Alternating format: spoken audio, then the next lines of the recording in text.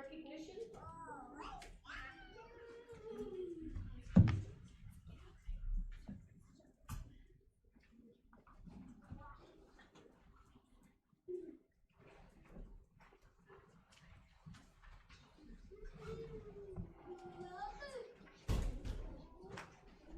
Hi, thank you, Board of Trustees.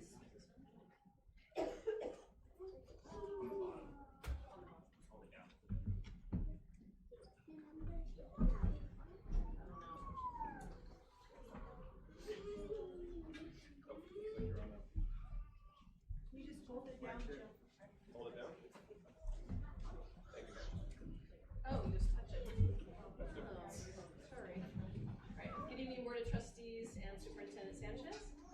I'm here representing our migrant education program, and I'm so excited to introduce several of our coaches and our students. But I do want to give us just a brief little update before I jump into that. Last time we met, we were still trying to get grounded in our migrant budget and having a little bit more confidence of moving forward, and we have since done that. We have since launched in January our interventions. We have computer coding that's going on at our school sites with 14 teachers and around 110 students who are partaking in those after-school interventions. We've had 2 weeks of robotics camps at the beginning of February. We had 45 students attend those camps. And then this year, we brought in our speech and debate. I don't know if it's ever been in our district, but I think it's been a little while since we might have had it. And we're started it this year. And I'm so excited to introduce our 2 coaches. We have Irma Gomez from HDLA.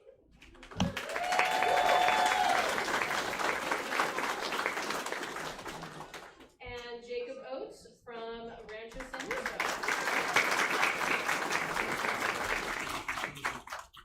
So we have all been learning together this past school year. They went to a 3-day training at Monterey County Office of Education in early January to start to wrap our heads around the program.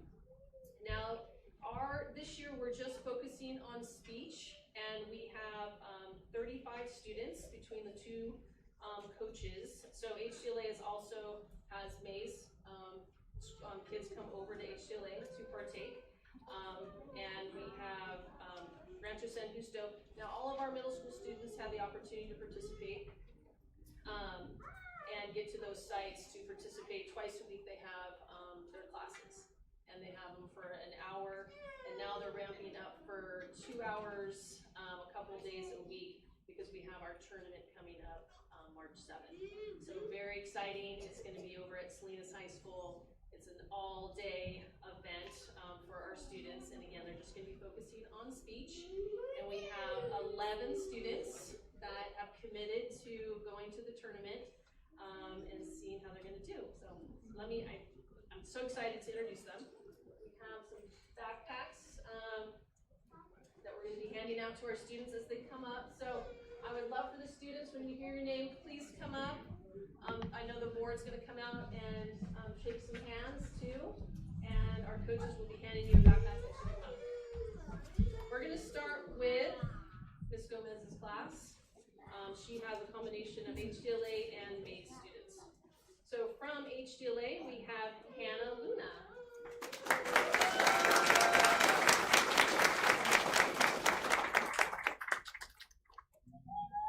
Also from HDLA, we have Elizabeth Gonzalez.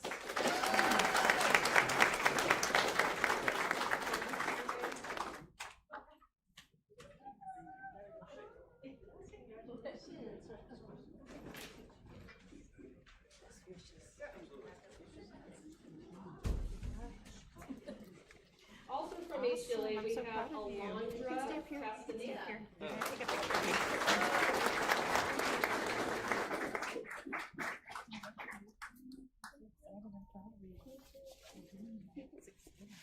Also from HDLA, we have Alexander Hernandez.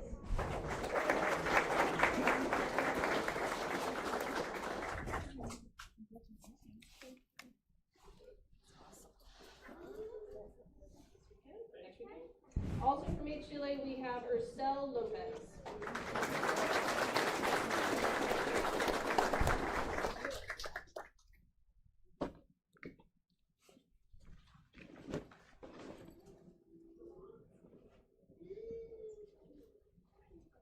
And from Mays Middle School, we have Noe Acosta.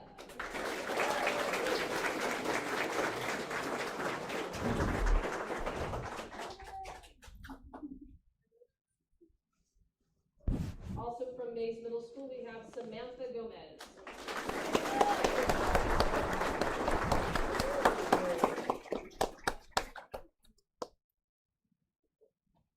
And lastly, from Mays Middle School, we have Gael Luna.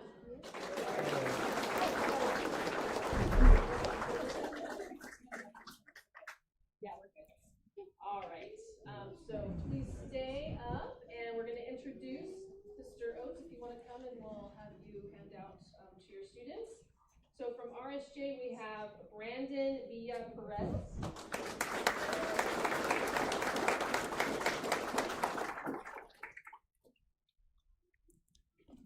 Also from RSJ, we have Diego Maris Sandoval.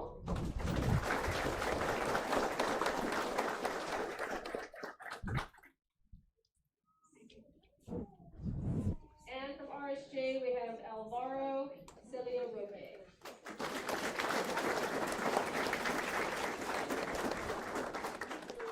All right, so picture on? All right, so not only do we want to congratulate you for being part of the program, but we want to wish everyone, our coaches and our students, good luck.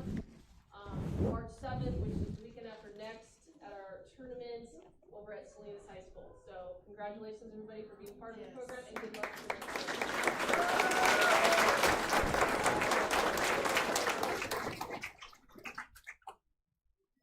Thank you very much. Good job, guys. You guys.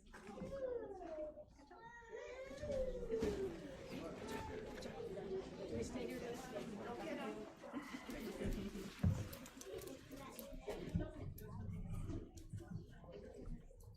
Next, we have Mays Middle School recognition.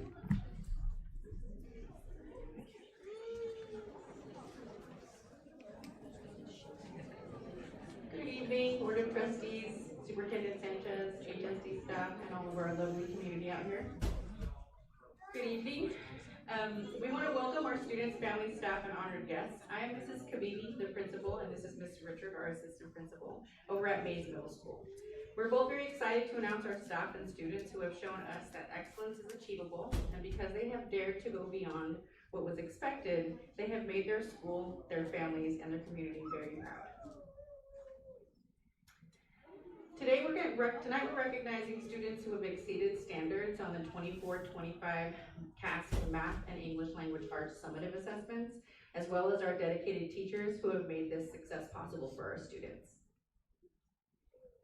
Before we recognize our students, it's important for us to understand how significant this achievement is. All of our students who have exceeded standards on the ELA CAST assessment are reading well beyond the middle school level.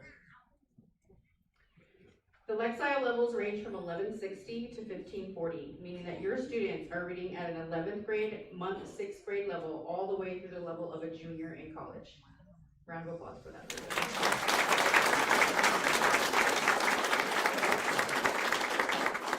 These students are students who are able to comprehend professional text independently.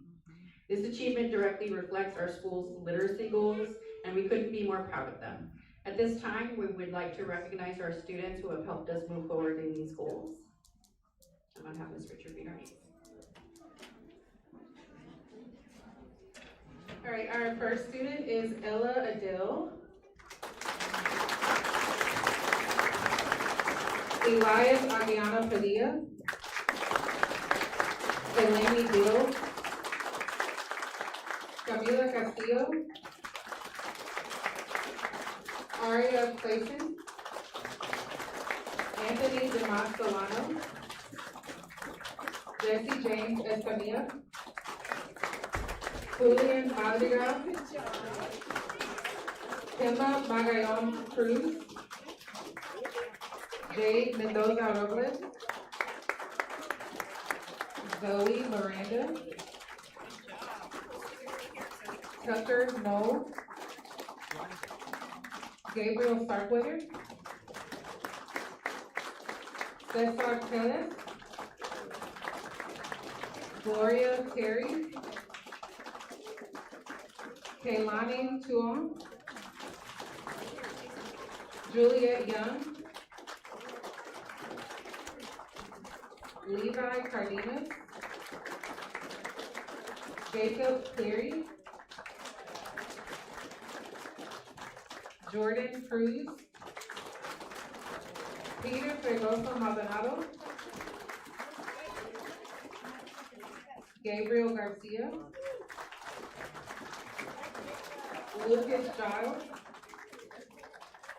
Davian Gonzalez, Myra Lopez Villegas, Montserrat Peraza Loiza,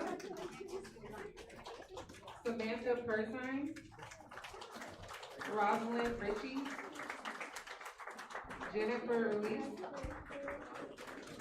Sophia Scarcella, and Kayla Llerena.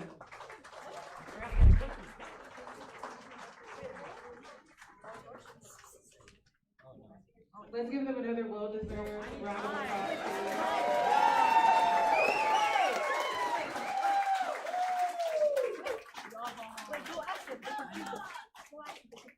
And we are gonna get a quick picture, so if you're tall, kind of stand in the back row, and then we'll have another row in front for a picture really quick.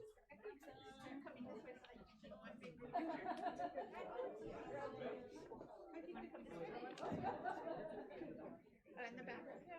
You wanna go this way?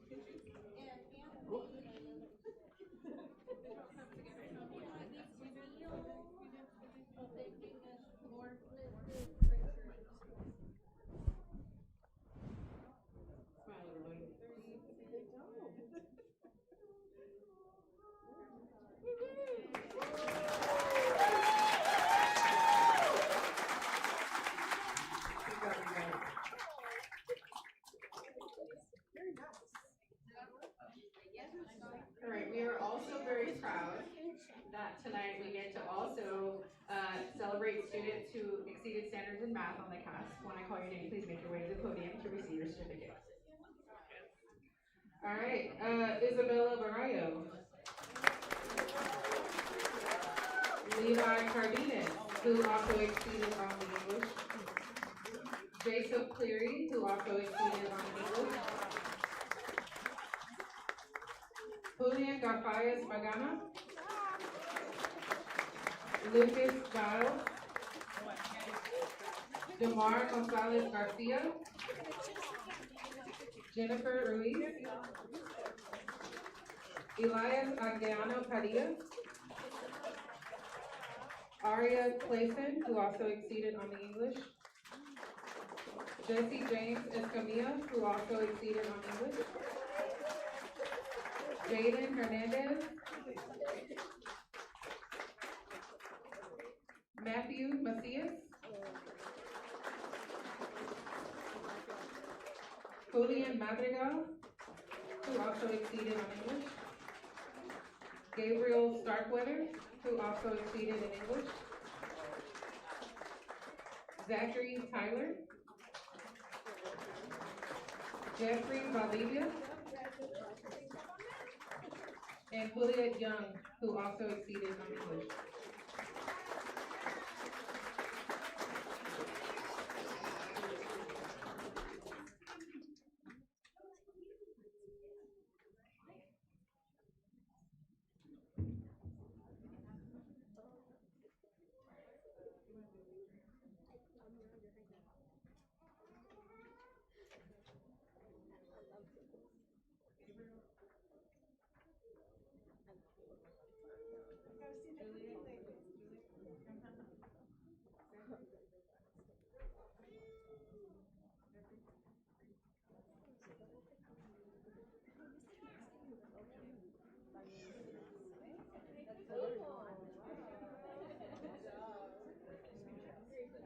right, can we give these students another round of applause, please?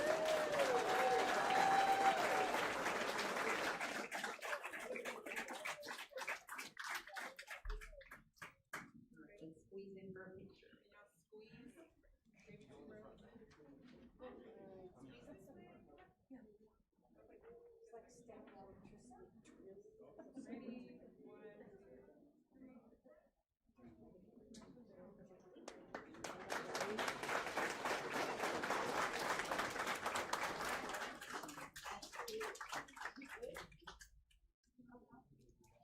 At this time, I would also like to recognize our language arts teachers specifically, whose instruction produced measurable and powerful results. This past school year, our ELA team demonstrated over a 10% growth in the number of students who met and or exceeded standards on the ELA or test. Please join me in recognizing Mr. Jason Hayden.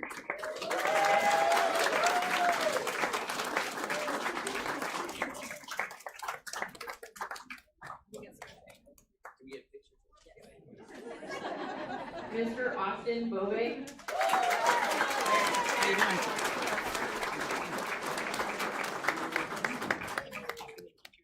Miss Cindy Polino.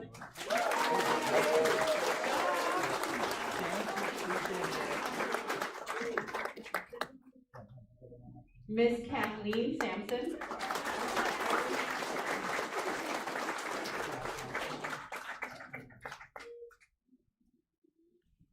Your work has directly shaped our students' success and strengthened our school's literacy foundation, and we thank you for your excellence and dedication. Before we recognize our final educator, I want to briefly explain what it means to reclassify in our district. Reclassification is a process by which an English teacher demonstrates proficiency in English reading, writing, listening, and speaking. When a student reclassifies, they are officially recognized as being proficient in English and are no longer designated as an English learner, which opens doors to greater academic confidence, expands course access, and they have increased opportunities for long-term success. This year, we're incredibly proud to recognize Ms. Lisette Lopez, our ELD teacher.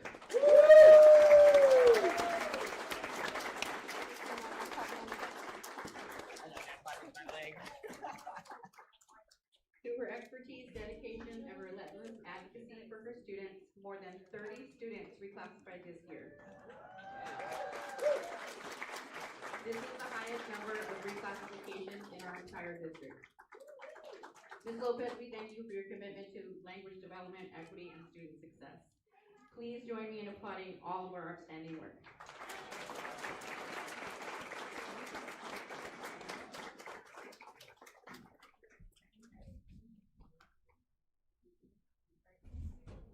Thank you, everyone. Thank you for this opportunity to recognize our staff and students.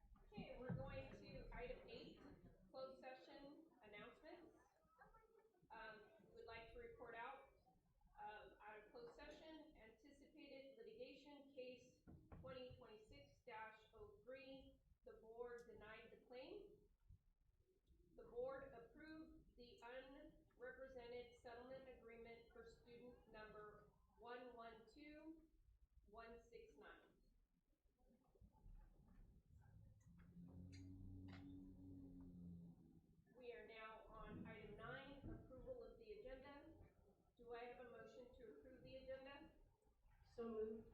Second, Second. roll call vote. Ms. O'Connor? Aye. Ms. Toasty? Aye. Ms. Rios? Aye. And I'm an aye, 4-0. Public comments. Yes, we have public comments. First one is Michelle West.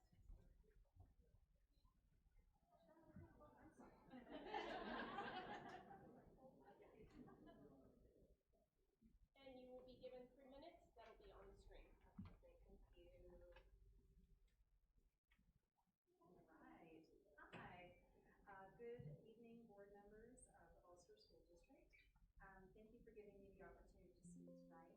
I'm here to respectfully voice my opposition to the proposed move of the Accelerated Achievement Academy program from Calaveras Elementary School campus to the General Middle School. This issue is both personal and deeply important to my family. My daughter has just one more year left to complete AAA. She's worked really hard to get where she is, and she deserves the opportunity to finish what she has started in the environment that has supported her growth. I have already seen the long-term benefits of this program through my son, who graduated from AAA and is now thriving, particularly in math. The strong academic foundation he received has clearly set him up for success in high school. This is not theoretical to me, it is proven in my own home. Beyond my own family, I am concerned about what this move could mean for students currently at Calaveras. One of the strengths of the AAA program is that it exists on campus where students from different backgrounds learn alongside one another. I truly value that AAA students share a campus with their neighborhood peers. It creates balance, opportunity, and access. If the program is moved to the middle school, transportation immediately becomes a barrier for some families. Not all Calaveras families have the flexibility or resources to get their children across town. We all understand that low-income school communities often face greater challenges and have fewer supplemental resources available to them. The AAA program has a strong track record of identifying the capable students, including those who may be economically disadvantaged, and giving the tools to them to excel in rigorous coursework later on. Removing this resource from the Calaveras campus risks limiting access to the very students who could benefit most. I am also concerned about the social and emotional impact on the current 7th grade AAA students. Transitioning to middle school is already a significant milestone. If these students are required to move at a different time than their established peer groups, they may face unnecessary emotional stress and disruption. Stability matters, especially in adolescence. Change should serve students first. In this case, the move would disrupt students who are close to completing the program, create a potential access barriers for future participants, and remove a proven academic support from a campus that benefits from its presence.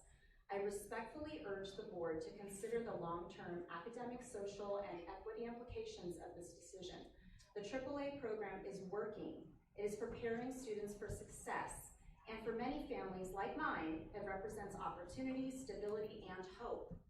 Please allow the students at Calaveras to continue benefiting from this program where it already is making a difference. Thank you for your time and consideration. Thank you.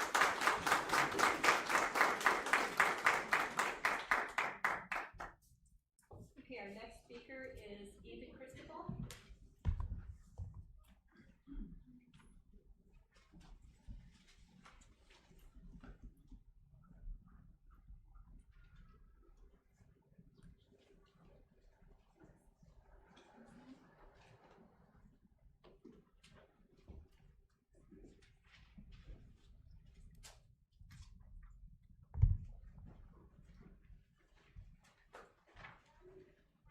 Okay, so as you guys know, I teach 3rd grade. My name's Hannah Rodriguez. I'm sorry, so yes.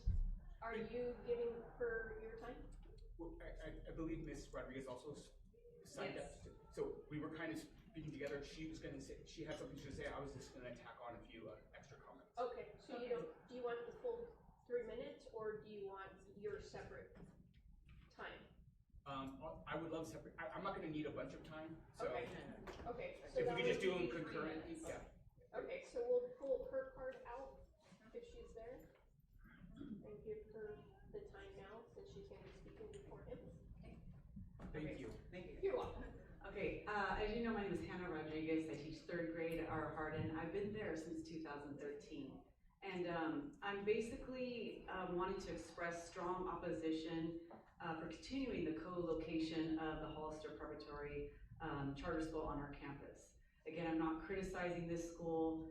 Lovely teachers, amazing students. It's nothing against the school itself. It's basically just a logistical issue.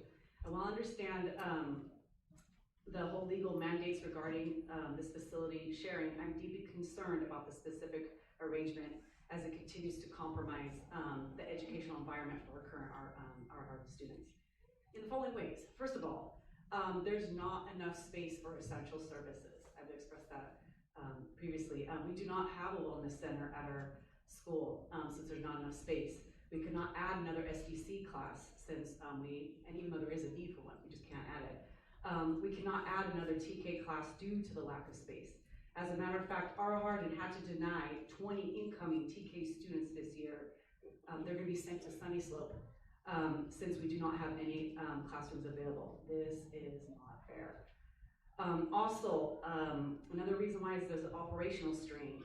For example, sharing facilities such as the cafeteria, playground, gymnasium creates a significant scheduling conflict, which reduces students' instructional time and access to physical activity. For example, I cannot lead any physical education activities on the blacktop because it's consistently being used by their 2 PE teachers. It's great they have that, but it's just not accessible. So I'm allocated only smart part of the field, and so that really limits the activities that we can engage in and the time. Another reason why is for safety and overcrowding. People don't seem to understand, we have over 1,000 students who go to our school. You know, I think it's 540, 460, right? So both HPS and R. Okay, basically the charter school's added school population on the campus raises concern regarding student safety during drop-off, pick-off, transition, emergency drills. For example, again, no hate, but after school when I'm on yard duty, I have to walk down the street and we have to ask each car, charter or R. Hardin, to try to find my R. Hardin parents and to move the kids in the car. So basically, I really urge you guys to seek an alternative facility for HPS that do not disrupt our stable and thriving environment, R. Hardin. Our students deserve a campus that prioritizes their access to the resources that they're promised. I want to appreciate and thank you for your time and dedication, all the students in our district, and I look forward to your response.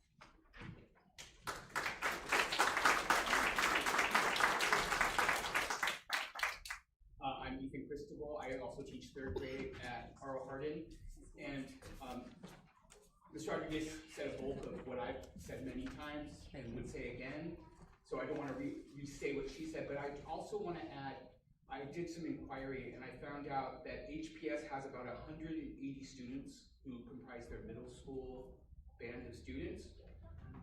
And I've also heard that Mays has like over 10 classrooms that they're not using. As a matter of fact, I was just talking to one of my colleagues at Mays today, and they said that their CASA program has dedicated classrooms that they use. They don't have to share with the teachers, whereas at R. Hardin, our classrooms get used after we leave to have CASA in there. And you know, I'm glad that those students have those spaces, but it also creates strain because that means I have to leave my classroom and make sure materials are secured because I can't always guarantee that everything's gonna end up the way I left it because, you know, they're doing the best they can. But that would free up 10 rooms. 10 rooms where we could expand for that TK class. We could expand for, I've heard from our STC teachers that there's enough demand. We could field another STC class at R.O. Hardin that would be needed. So and as Ms. Rodriguez said, we don't even have room for a wellness center, and we're a community school. It would give us that extra space that I've been talking to you guys about for us to be able to really provide the space we need, the space to grow, the space to have those things that would make our school feel that much more complete. So I really hope that you consider those other options to make sure that R.O. Hardin can have room to grow and expand and be a healthy campus. Thank you.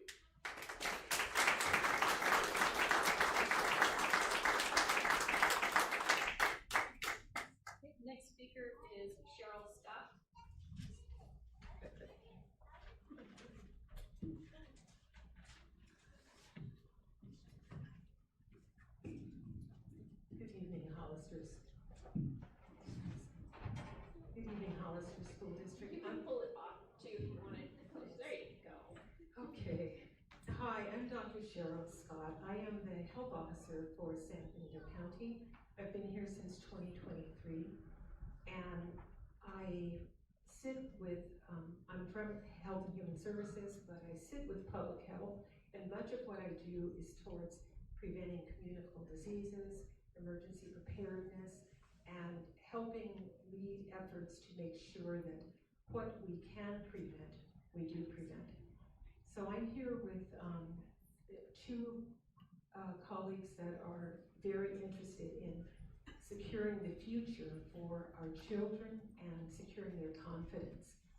I'm talking about a vision screening and comprehensive exam program that we have put in place, and Dr. Redmond's going to tell you a little bit more about it. And basically, this is when children are screened for school and they have visual acuity screenings, that only tells a small piece of the picture. Comprehensive eye exam is needed by many children, and if they don't get this, often they are led towards being misdiagnosed as having a learning disorder. And if they're on Medicaid, only about 16% of kids on Medicaid get this comprehensive screening. So we're really trying very hard not to have children get to this point when this extra screening, this comprehensive screening would be very useful in making sure that it's understood that it's not about their learning, it is about that they can't see. So I'm going to give my time to my colleagues to describe this.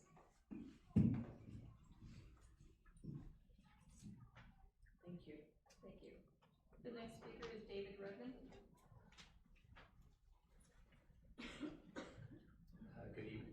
Good evening, Superintendent Sanchez and the board. My name is Dr. David Redmond. I'm an optometrist, and I'm chair of First Five in the Students Vision Task Force that we put together that Dr. Scott told you about. I'm asking the board just to revisit or add to the agenda, if you can, discussion about bringing in-person vision care to our students. Clear vision is essential for learning, and this effort is supported by the families, Health and Human Services, 2 county supervisors, First Five San Benito, the Office of the Assembly Speaker Robert Rivas, and other community partners. From April 20th to 22nd, BSP's mobile clinic can provide no-cost eye exams and prescription glasses to students who would otherwise go without care. But these dates are only held by them until February 27th, that's this Friday. If we don't act by then, the opportunity will be gone and we'll have to just try again. But BSP is a nationally organized organization with rigorous safeguards. All providers are licensed, background checked, and supervised. BSP assumes full responsibility for care, yet the live scan requirement that the district is putting on them prevents this clinic from moving forward. Local optometrists and staff are willing to complete your live scan to comply, but even though are already meet stringent credentialing requirements. We all know the truth. If children cannot see clearly, they cannot learn clearly. Struggling students do not always need complex solutions. Sometimes they just need a pair of eyeglasses, and we're going to provide that for them. We're asking for a collaborative solution from the board that ensures safety while allowing access. If we let this requirement block the clinic, we lose more than vision care in this community. We lose momentum, community partnership, and the chance to act on a practical solution for learning. Because time is short, we respectfully request that time be added to the agenda so the board can discuss the critical clinic dates so they're not lost. Let's lead together and let's act together. Thank you.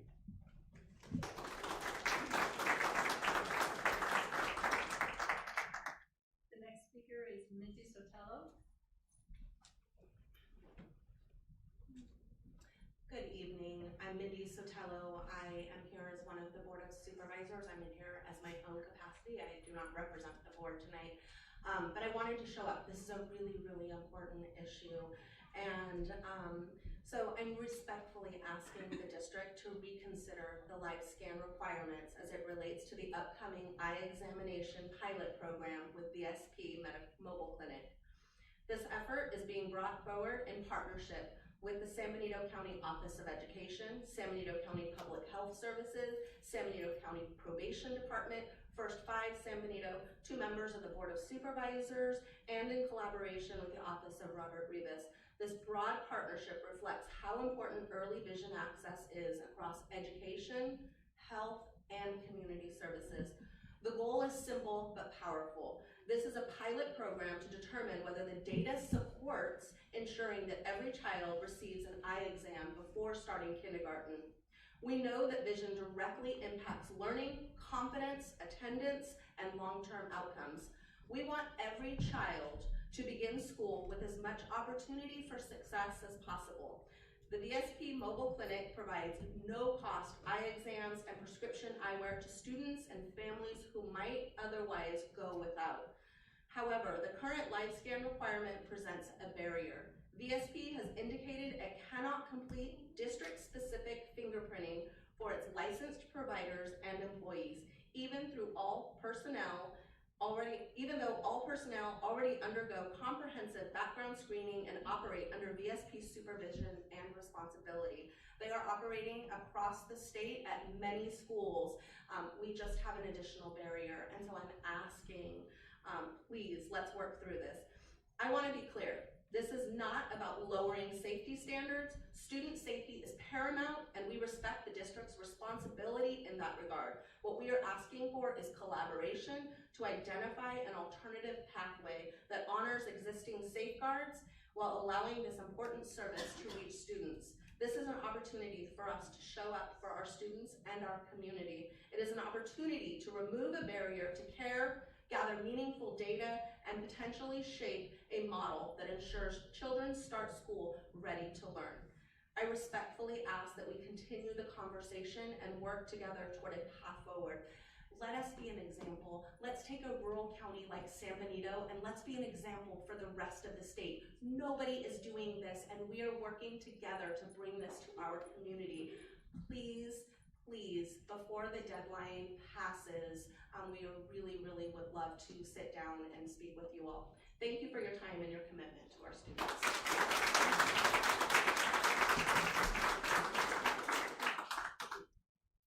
All right, the next speaker is Agas Igbenovia.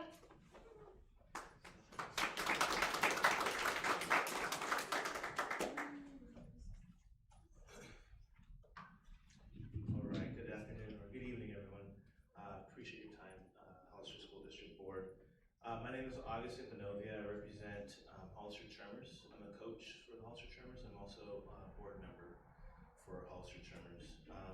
We primarily use the Vets Park area for our trainings and games, but the reason why we're here today is because the field use fees or site use fees that we normally pay have significantly increased over the last 3 years.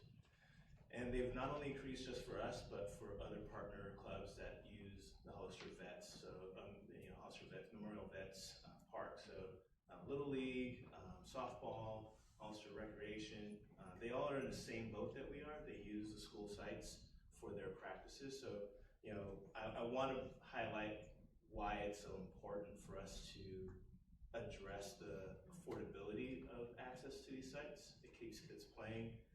We all know the benefit of sports for young adults and young children. But to bring this home, in 2023, our costs for site use fees were $5,000. 2024, our site use fees were $8,580. In 2025, our site use fees were $12,479.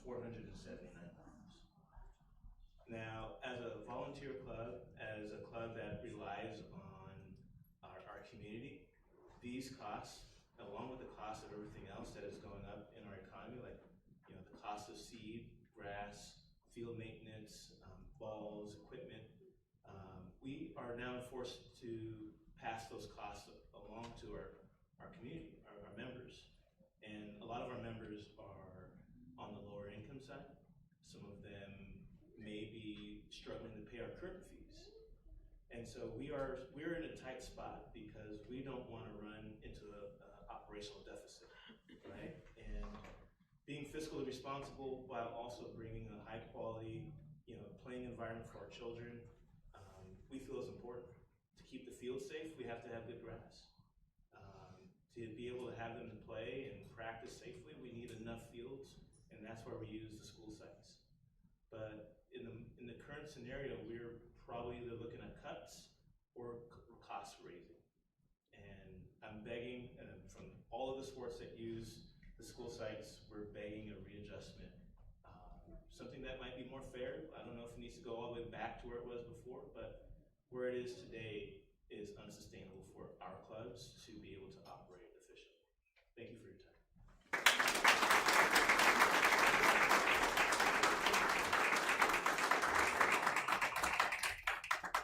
Okay, the next speaker is Manny Barago.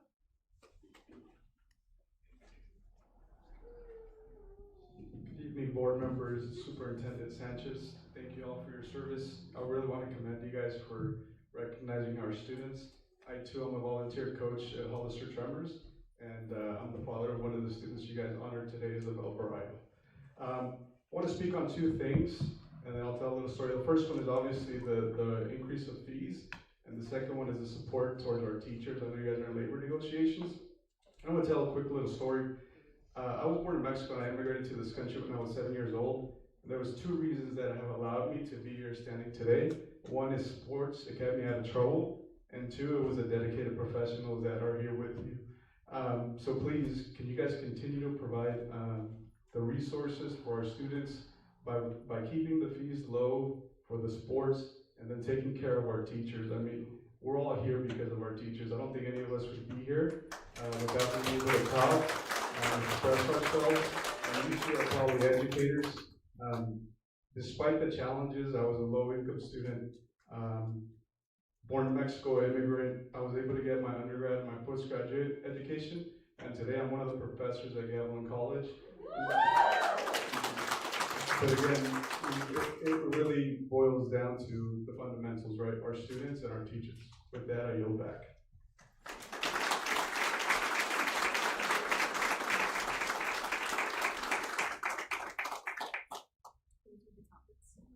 Thank you. So we're down to item 11, communications.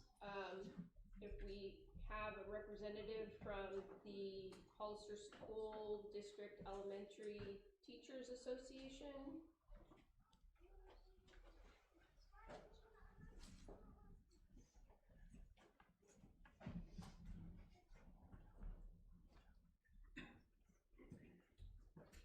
Hi. Hi.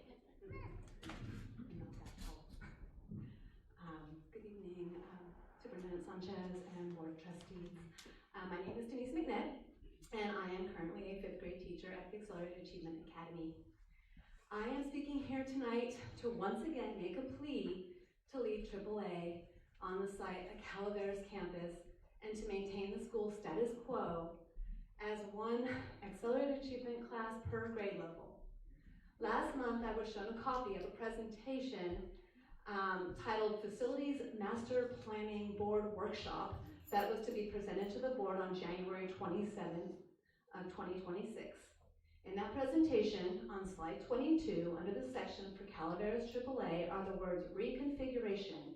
Discussions include potentially closing the AAA program or moving it to Mays to free up 5 classrooms. As you can imagine, the slide was disturbing to the staff at AAA for many reasons. It was only 2 years ago that we had the same issue arise, and at the same time we were told that the school district would maintain the status quo. The following week, on February 2nd, a letter was sent via Parent Square to Calaveras and AAA parents.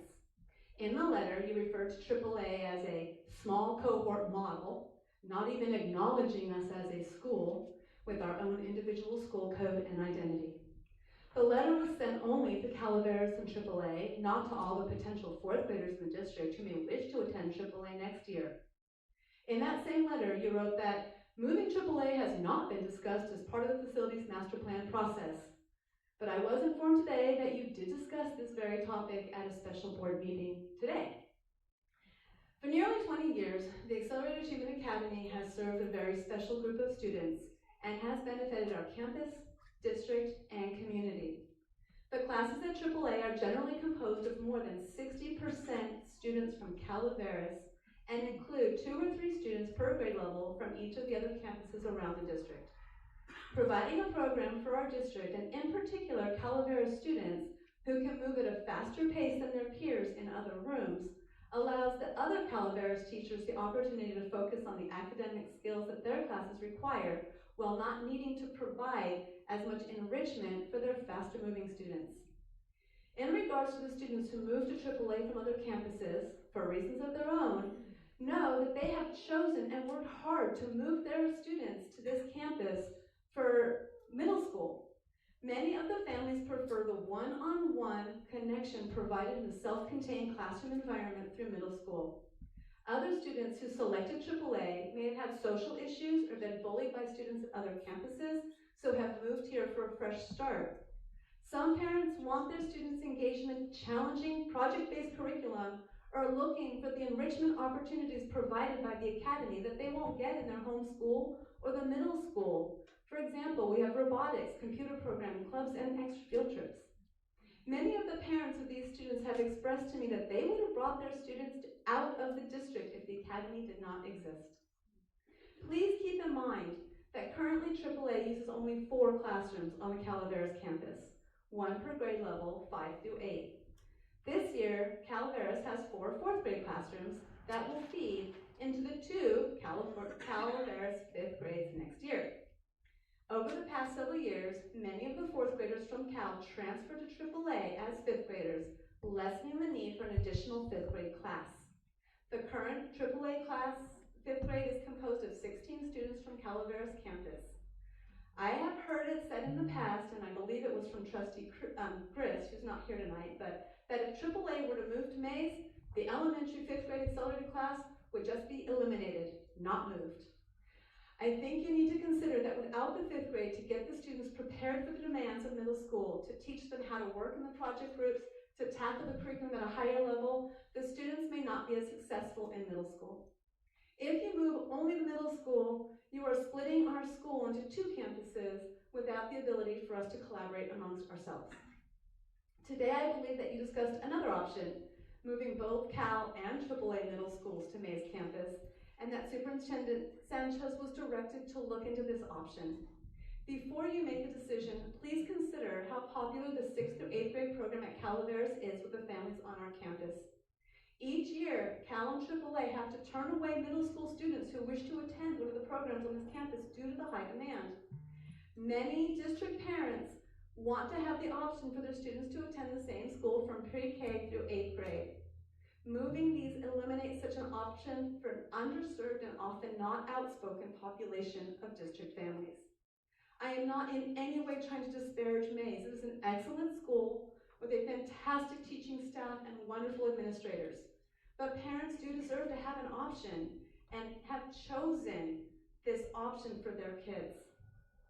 Also, it is important to keep in mind that although teaching students at different levels, the teachers at Cal and AAA do rely on and collaborate with each other between the 2 schools. This teamwork between middle school teachers is beneficial to both Calaveras and AAA teachers and has a positive impact on all the upper grade students on both campuses. Finally, take note that AAA is an award-winning school that provides the Hollister School District with something to be proud of. Just last month, the county board recognized it as having the highest CASP scores in both ELA and math in the county, something our own district didn't even acknowledge. It is also a California Blue Ribbon school. It is important to point out the academy has a very open admissions policy.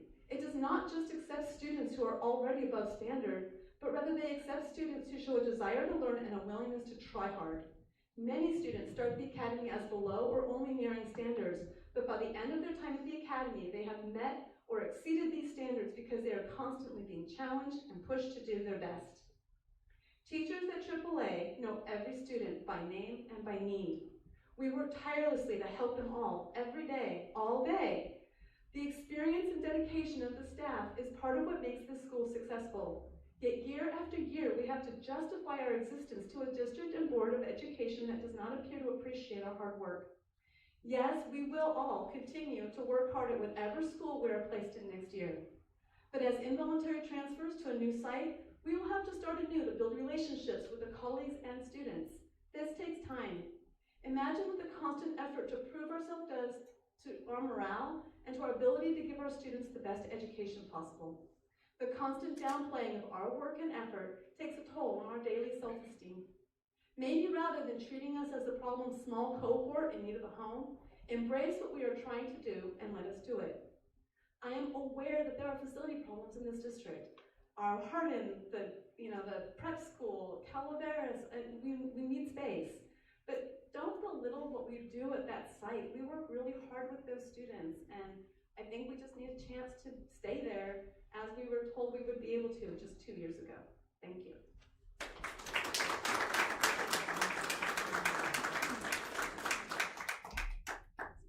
Do I have a little bit more time? I think you have 3 minutes. Okay. We asked the board to direct the superintendent to investigate the impact involuntary transfers will have on teachers as well in connection with the issue that Denise brought up. Collaborative discussion goes a long way, and asking for input from all stakeholders is the most equitable approach. Board, our members like to hear from you. Your rationale and your thoughts are important to them. They want to engage in discussion with you. I hope that you give them a chance to do that around all facilities issues. I also come to you today as the bargaining chair. Last month, or I guess this month, during bargaining, we presented language around elementary prep and planning, elementary PE and a prep period for elementary school. We have many HESTA members here now who want to demonstrate the importance that HESTA is placing on preparation time for elementary. We would like to see elementary have more preparation time, and we hope that in the coming months you will hear from HESTA members expressing how important that preparation time is for them and how important elementary PE is to them. Thank you very much.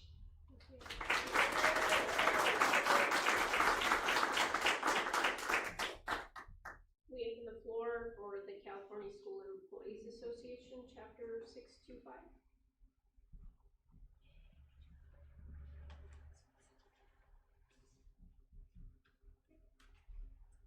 Good evening, Board of Trustees, Superintendent Sanchez, and members of the community. My name is Vanessa Santibáñez, and I serve as the Communications Officer for CSEA. One of my primary responsibilities is ensuring our members are informed and engaged, whether that's sharing information about upcoming meetings, agreements reached between district and union leadership, or professional development opportunities and trainings through our newsletters. First, I want to thank the board for continuing to support opportunities for employees' voices to be heard and for approving programs that support the growth of classified staff. These opportunities help close gaps in misinformation, strengthen trust, and improve understanding across all levels of the district. At its core, CSEA leadership serves as a bridge between our members and the district leadership. We listen to our members, gather feedback, and bring concerns, ideas, and opportunities forward in a thoughtful and collaborative manner. This process allows leadership to hear directly from those who support students every day and help ensure decisions reflect the realities of our school sites and district offices. Classified employees are truly the backbone of our schools, and we play a vital role in student success. Because of that, we continue to advocate for professional development, training, and programs to help employees expand their skills and competence. One example of this partnership is the CSEA Para-Educator Conference. Several years ago, the district agreed to send 3 employees to this conference, and this year we're excited to send 5. We hope to continue adding more participants in the coming years. This conference offers high-quality professional development for paraeducators instructional assistants, and classified staff who work directly with students. The training supports both professional excellence and personal growth. There are numerous sessions offered throughout this 3-day conference. This year's sessions will include topics such as 5 strategies to support math, cross-cultural sensitivity in the workplace, resiliency, bounce back stronger, retirement planning for school employees, enhancing autism support and expertise through Captain, and body language and verbal strategies for de-escalation, fostering trust, and building rapport. These trainings directly benefit students, classrooms, and school culture. Another positive example of collaboration is the district-initiated Boost program, which pairs new classified employees with experienced staff who have spent 4 or more years in the same job family. This program is currently focused on paraprofessionals and instructional assistants, with plans to grow over time. We are still in the program's first year and look forward to learning more about its progress as it continues to develop. Programs like Boost show what's possible when communication is proactive and partnership driven. Our goal moving forward is simple: to continue strengthening communication so concerns, ideas, and successes are shared early and constructively. When employees feel informed and heard, morale improves, collaboration strengthens, and ultimately, students benefit. We appreciate the board's support, the district's willingness to collaborate, and the shared commitment to creating a positive and informed work environment for all classified employees. Thank you for your time and continued partnership. We're on item 12A, reports on the 24-25 financial statements.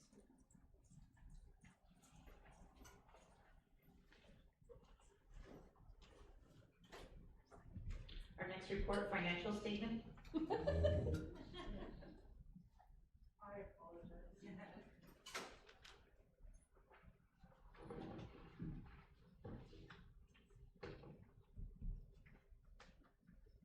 I think I'm getting the right. Still have a bit of brain fog.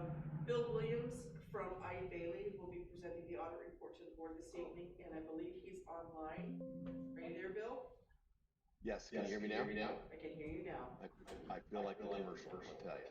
Okay, can you see the slides? I'm just gonna double check everything. Not yet. Okay, there may be a little bit of a lag here. Share.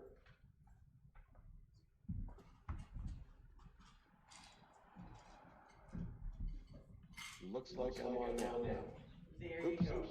All right, awesome. Thank you so much for asking me to present your audit report to you, Superintendent Sanchez. Thank you so much, members of the board. I can no longer see you, so I'm just going to go through the slides here.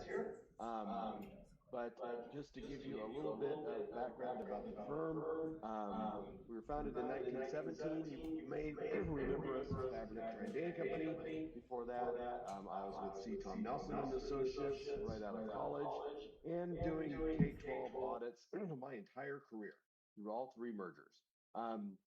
So I. Bailey is a very large firm, pretty much west of the Mississippi, doing much more things than we used to do with a Fabrinet Trandane Company, but pretty much a full service firm now, but try to keep that small office feel to our clients. I think we've done a very good job of doing that. Our staff is really what I think makes us shine. Besides myself, we have 2 managers, we have 12 auditors, and half of our office has been with us for over 10 years. A lot of our senior associates, our main auditors, have been with us nearly 20. There's several of those. So, you know, a lot of that plays into the benefit we provide to our clients. I mean, anybody that's out in the field doing the audit is very experienced. So even the new hires, they're always with somebody that's been around doing K-12 audits pretty much year round, every year for a very long time. Our office does not do any other audits besides K-12 related ones, such as bonds or state construction audits, things like that. So that's our focus, that's our expertise. That's what we enjoy doing. We enjoy working with the districts. We enjoy working with the CBO, CFO, superintendents. We just want to keep everybody out of trouble, make the audits go really smooth, get us out of your hair because I know you love having us around bugging you guys as well as the school sites that we visit. So we try and minimize that impact as much as we can. Speaking of the audit itself, there's really 3 phases we go through. Right now, we are doing site work at all of our clients, attendance testing, some other state compliance testing. We go through ACES. I was actually just counting how many state compliance areas are currently in the state opinion that we have to do, and there's almost 40. And that number really hasn't changed too much over the last 10 years. They take 1 away, they add 2, they take 2 away, they add 3. So it just kind of creeps up a little bit on us, but it's what we do. So the interim phase also, we deal with updating a lot of your debt, doing a lot of federal compliance testing. So your audit consists of state compliance, federal compliance, Title I, special ed, child nutrition cluster, your national lunch programs are kind of the common programs, migrant education. We rotate through a lot of those federal programs annually for our audit as well. And then at the end of the year, we do the financial audit, draft the financial statements for you, all the necessary disclosures. We send those to Beth to review, help with the MD&A, and get all that stuff done. So there's a lot that goes into the annual audit. The report has really not changed very much. If you've been around for a little bit and you've taken the painful task of looking through the audit report itself, the structure has not changed very much at all. It has gotten very long over the past 10 years, mainly due to your OPEB disclosures, your other post-employment benefit disclosures that are required in your audit report, and a very large section regarding STRS and PERS pension liability. I will get into that in a few slides, but those have probably doubled the length of your audit report, just those 2 liability areas there. So that's just basically a summary of the sections of your audit report. We had 1 big change this year, and I will let you know how much this impacted the district's entity-wide financial statements. I'll make a distinction for you between entity-wide and your fund financial statements that you're really more used to seeing because that's how you budget things. That's how your unaudited actuals are presented. Your interim reports are presented by fund. But these GASBs, OPEB, the net pension liability, this compensated absences change really is on your entity-wide financial statement. So it doesn't impact your general fund, obviously, besides having to pay your STRS and PERS rates and your OPEB retiree premiums. The large liabilities really do not hit your general fund, just the expenses of paying them as they come. So again, your government-wide financial statements, if you see net position, that is entity-wide. So that will include your capital assets that are being depreciated like a business. It will include all of your long-term debt, bonds, great type of debt to have. Lucky you have community support. You do have some bond proceeds that have hit. I think it was about 30 million, close to 30 now, remaining in that last issuance.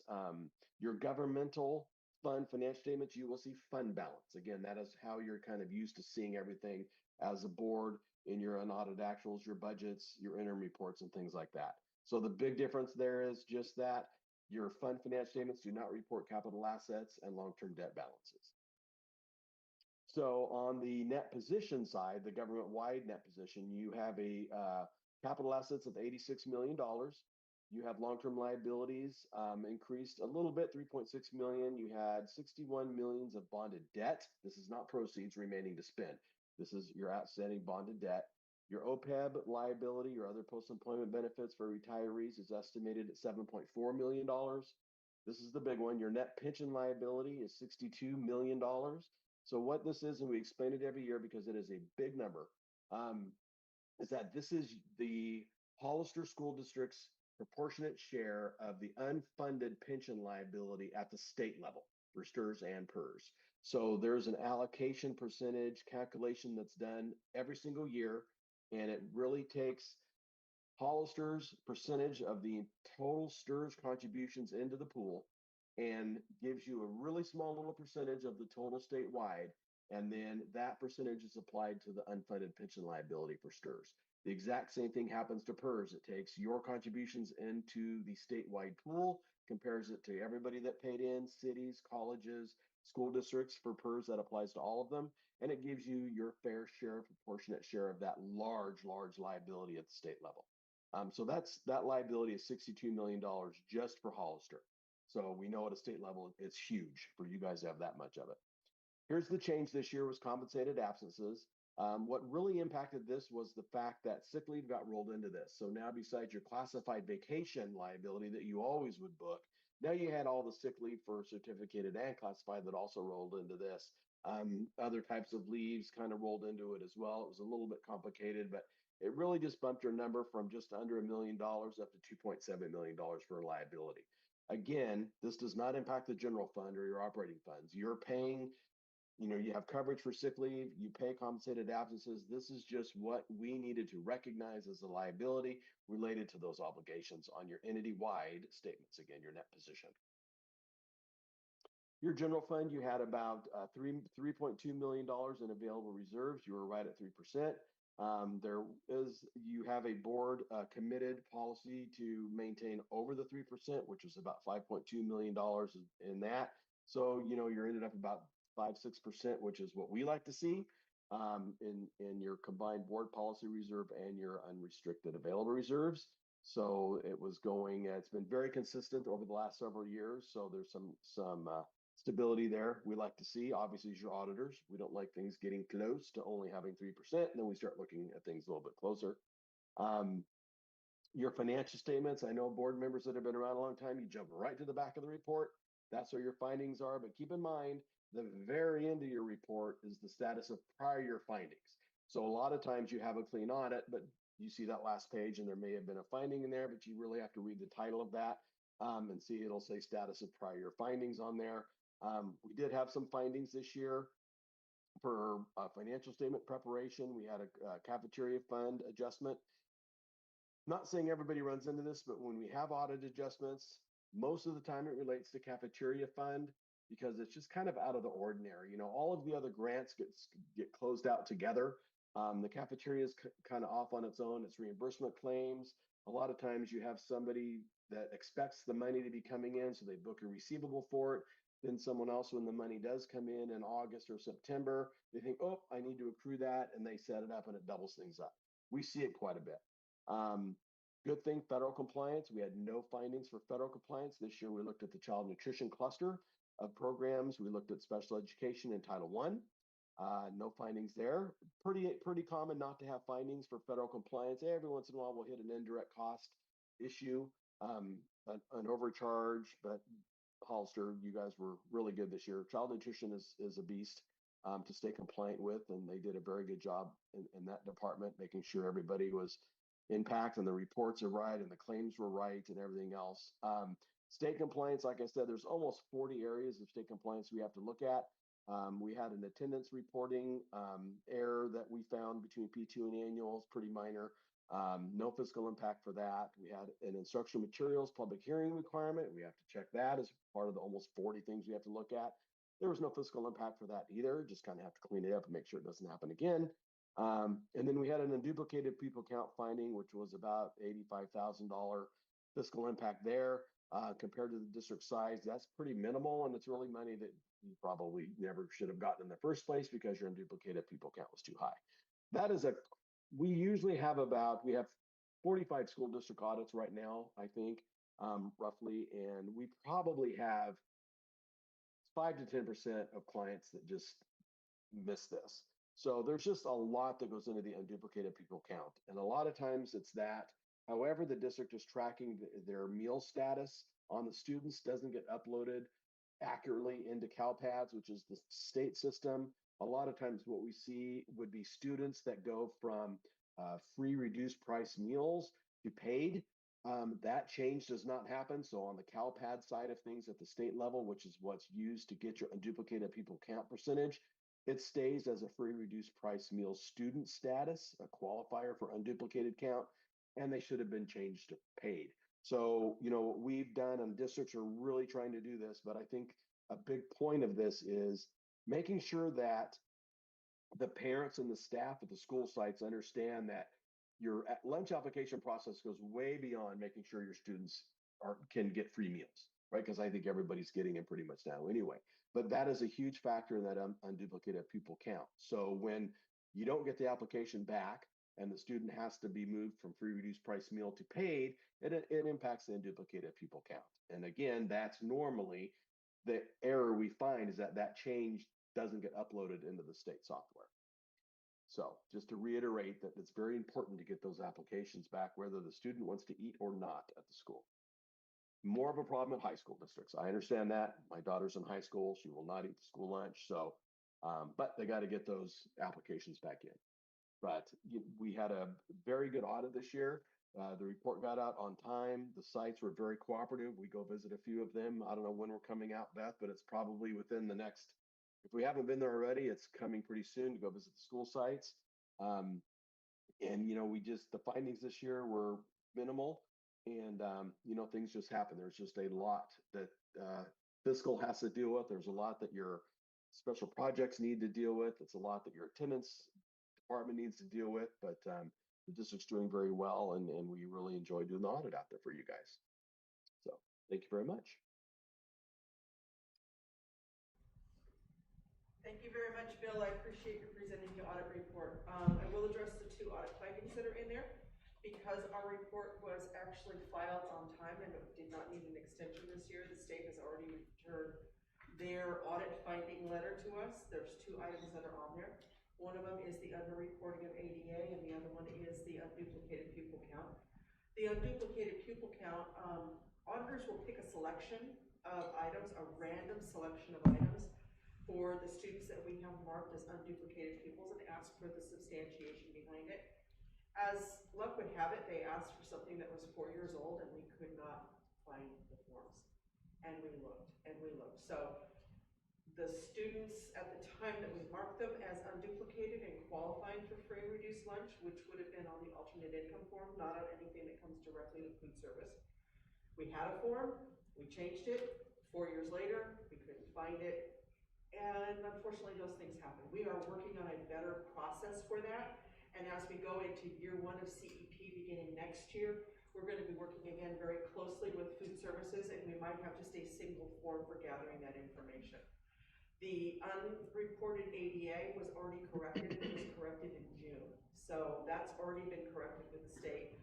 And so I'll give them copies of that. I'll work with Manny on getting duplicated pupil numbers changed so that those can be reported within the next month. Does the board have any other questions for me or the auditor? Because Bill's still on. Well, thank you for the reporting on the audit. I do want to say that the date on this audit says December 15th. I know we didn't receive this letter until February 13th. We held it off until you were actually going to get the audit report, and it was really a matter of timing. If we gave it to you earlier, then it wouldn't link to the audit report that we're presenting to you tonight. It was really just a matter of having that letter, the governance letter, to you and the audit report at the same time, as opposed to sending that letter on the 15th and then having it be the end of February when you got the audit report. So more a matter of matching than anything. I had a couple other things. I don't like repeat findings. I just feel that we could be better than that, better than a repeat finding. Okay. So what can we do about that? So which one particularly are you talking about? Did we have more than one repeat finding? I believe it was only the ADA one. Yeah. Okay, and they went 2 different directions.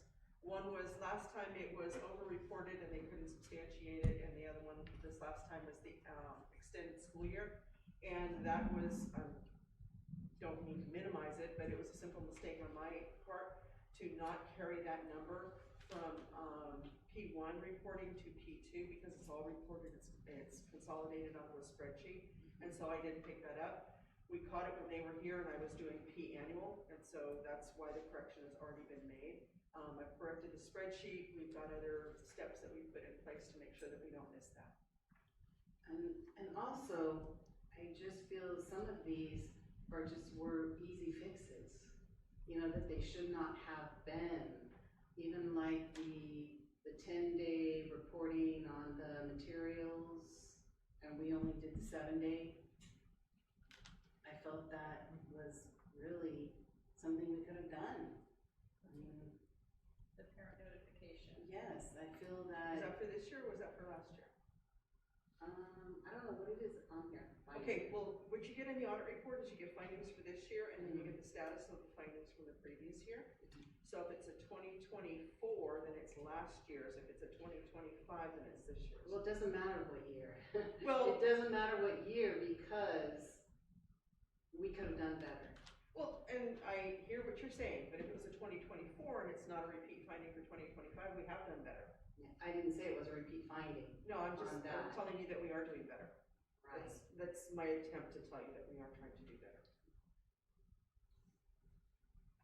I'm still a little concerned, or confused, that should be the word, confused by the finding, under instructional minutes. And that it was a material weakness and that we had a fine to pay. From last year. Right. Yes. Right. And so how have we, so did we actually pay that fine? And We are waiting for the state. We have appeal to the state on that finding, and we have yet to hear from the state on our appeal. We're ready for anything that, they want to do, but I was instructed when I reached out to them, they said that we want to appeal. What do you need? They said hold for the state to get back to you.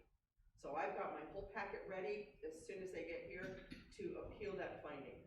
And Yeah, so it takes a while. It does.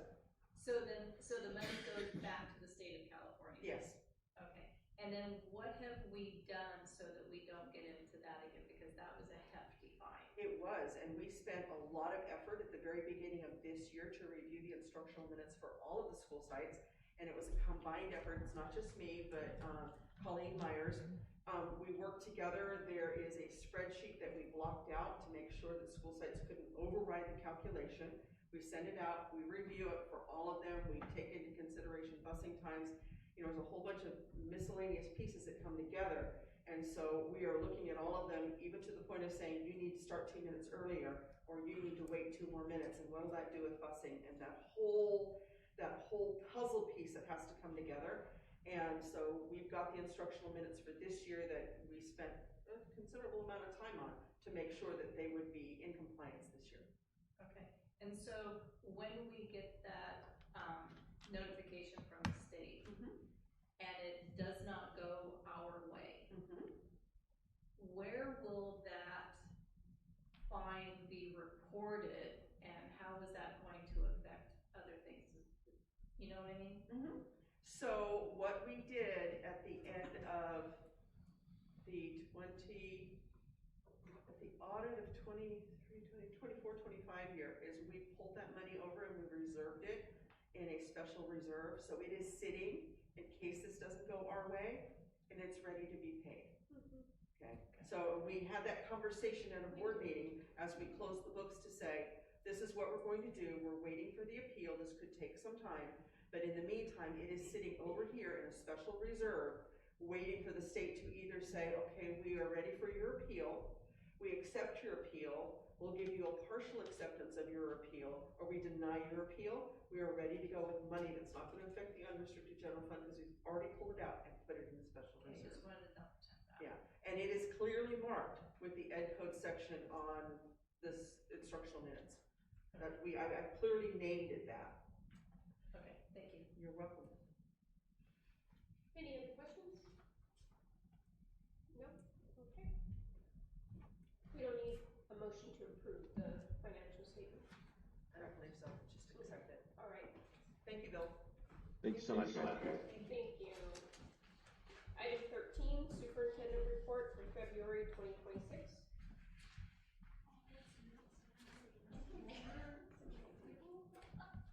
Superintendent Sanchez. Yes.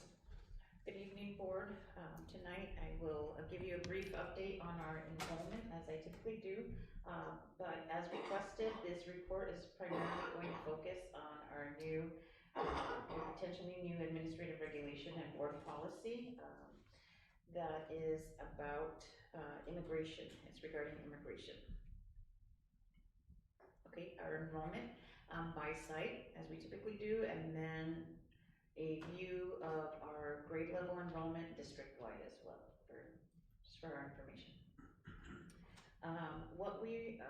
what I'd like to talk about tonight is our approach to safe schools and what we are doing to maintain our schools safe, and then tie in the language of the administrative regulation and the board policy that appears further on the agenda.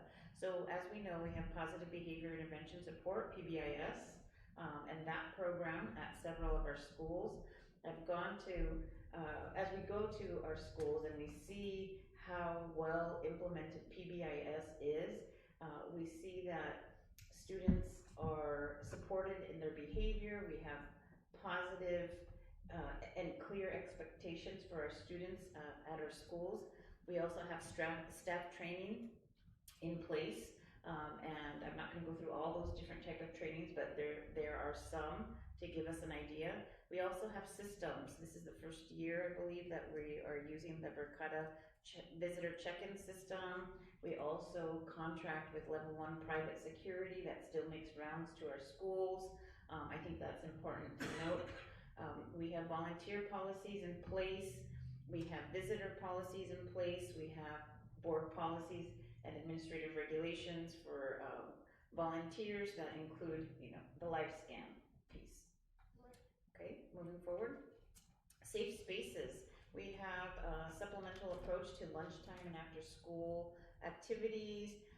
One of our labor partners, the classified union, has contract language in there that allows for lunchtime activities and stipends that are connected to that, to allow for students who might not feel like they belong potentially, or they just want to make that special connection with an adult during their lunch. We also have specific staff in place that help us keep our schools safe, help us keep our students connected to an adult and to an authority figure.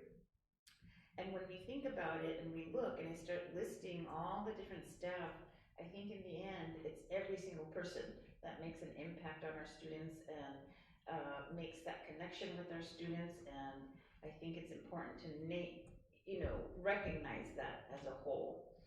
We also have wellness support, our social emotional team. We have district-wide staff. We have wellness corners. We have wellness centers. We're working towards having that be at all of our schools. Right now, sometimes due to space limitations, we're not able to have a wellness center at each one of our campuses, but it is on our minds. We also have community schools. These are grant-funded schools, and we have 5 of them in the district with allocations that reflect their unduplicated pupil populations. The community schools also create additional safe places for students. They also work on family support. There's staff that work towards expanding opportunities for students so that we as a district work with the whole child and the whole child needs and that concept so that these students can be their all. I was so proud to see all the students from Mays and how well they are doing. Mays is a community school. So proud to see this teaching staff. And I told one of them, you guys are a power team, look at this.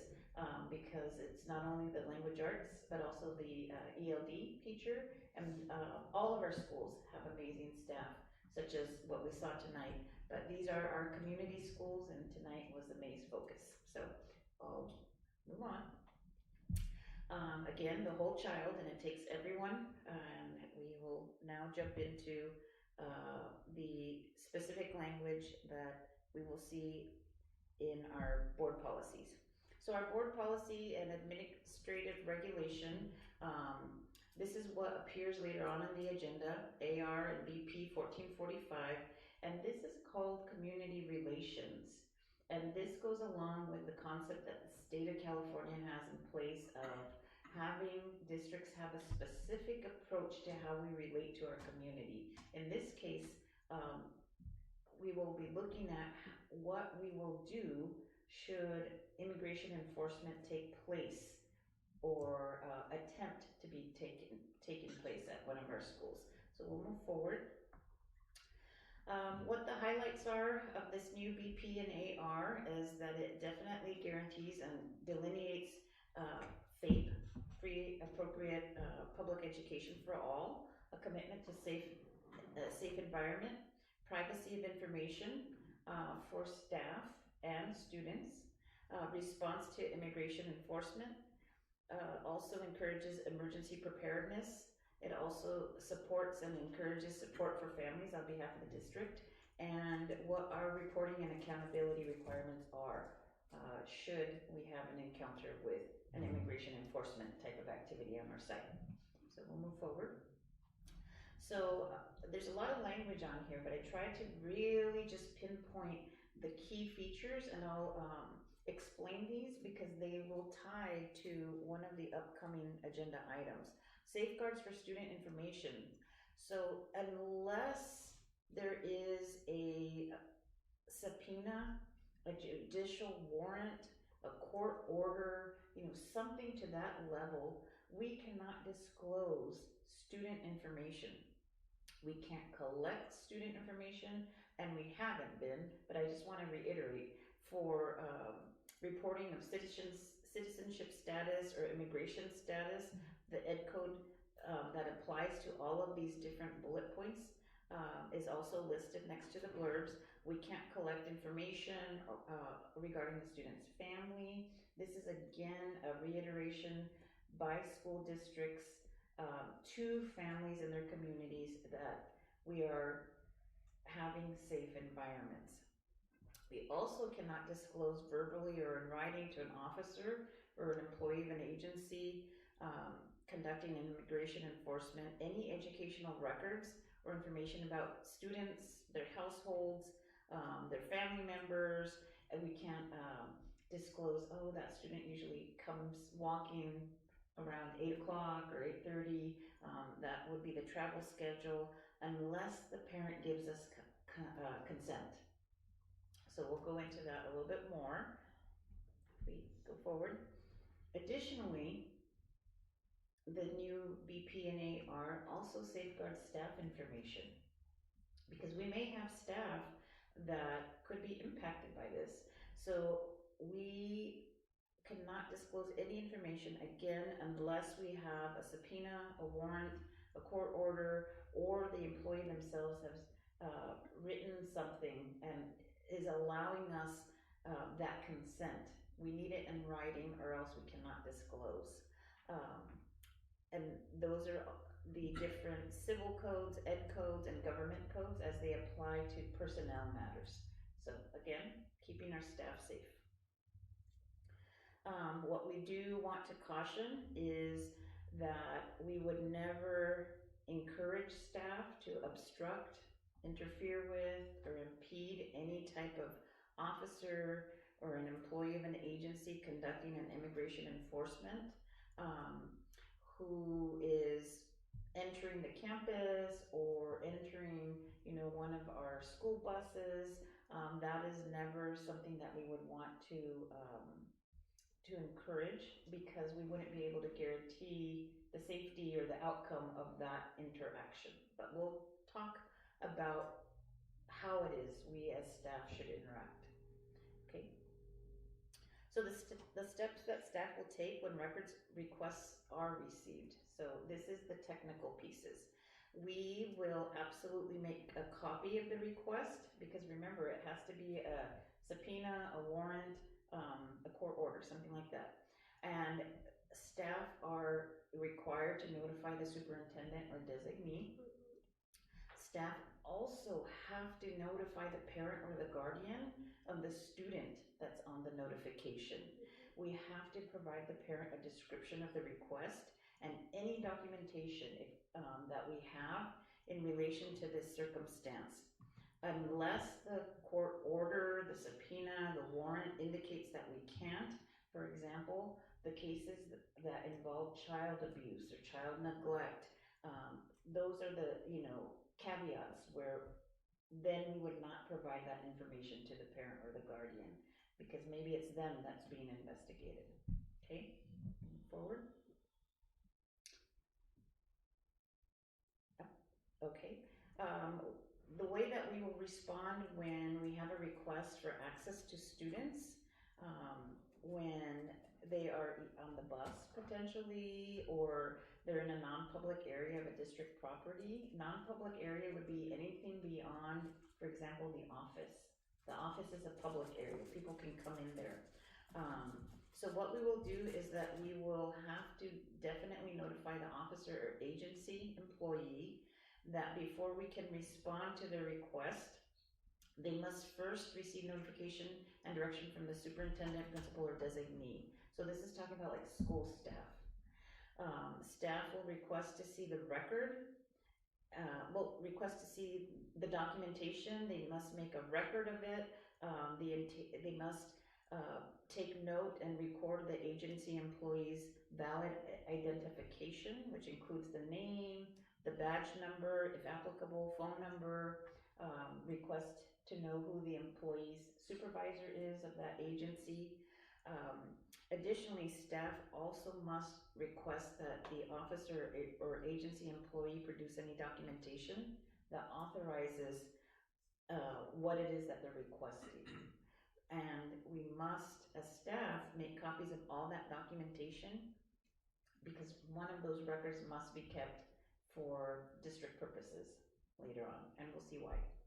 Okay, staff will definitely need to contact and consult with the superintendent or designee. The superintendent or designee will then need to notify legal counsel, and that is a step that is in the policy. The superintendent or designee will relay the information and the direction from legal counsel, or simply the superintendent's or designee's direction to staff. Okay, so how would we respond if there's entry into a school bus or any other transportation provided by the district, etc.? So again, it's very repetitive, but we need to always ask for that judicial warrant or court order. Permission is required to be granted by state or federal law or in order to administer a state or federally supported educational program.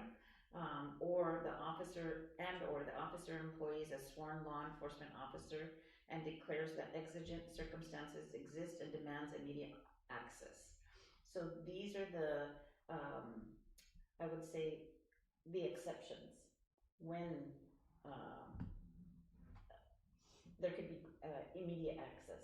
So, thinking as a bus driver, yes. And I'm driving a bus and I have kids in the bus, and at a particular stop, there is an officer that wants me to open the door.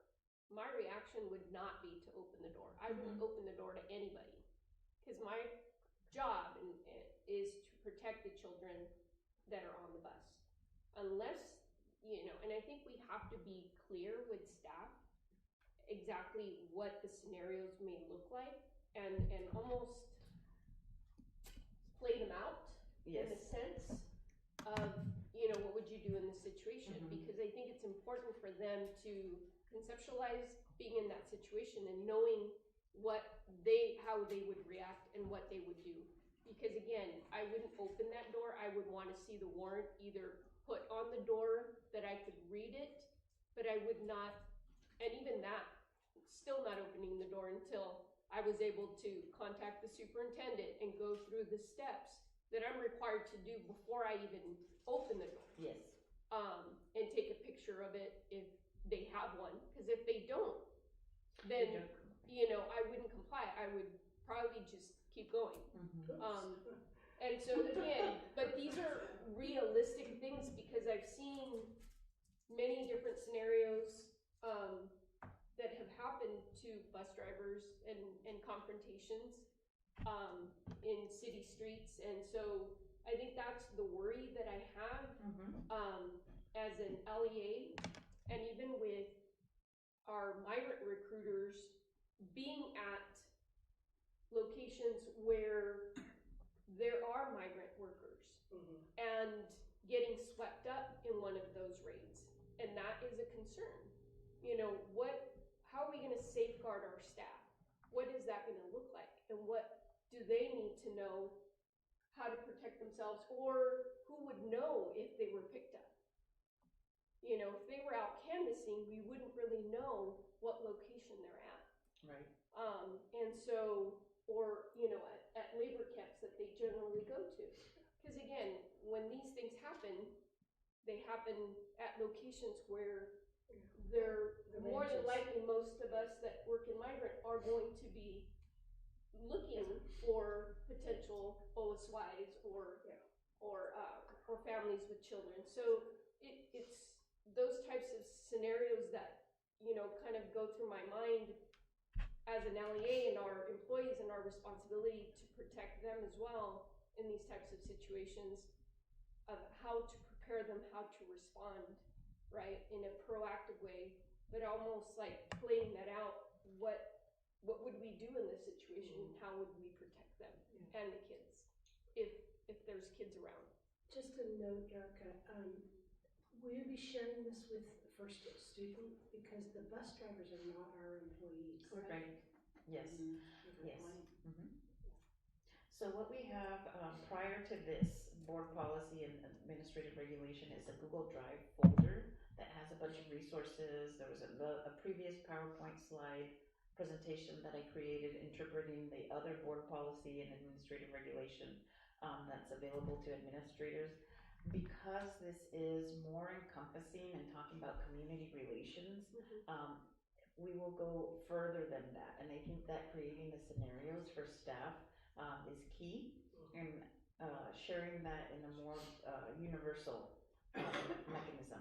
And signage, if we have to go to that extreme, you know, whether signage is maybe even on the bus, you know, of what will be required of anybody who is wanting access to children, or whatever. You know, again, I think we have to be proactive in looking at ways to safeguard our campuses and any modes of transportation that we're responsible to get kids to and from, you know, their homes or wherever they're going to be.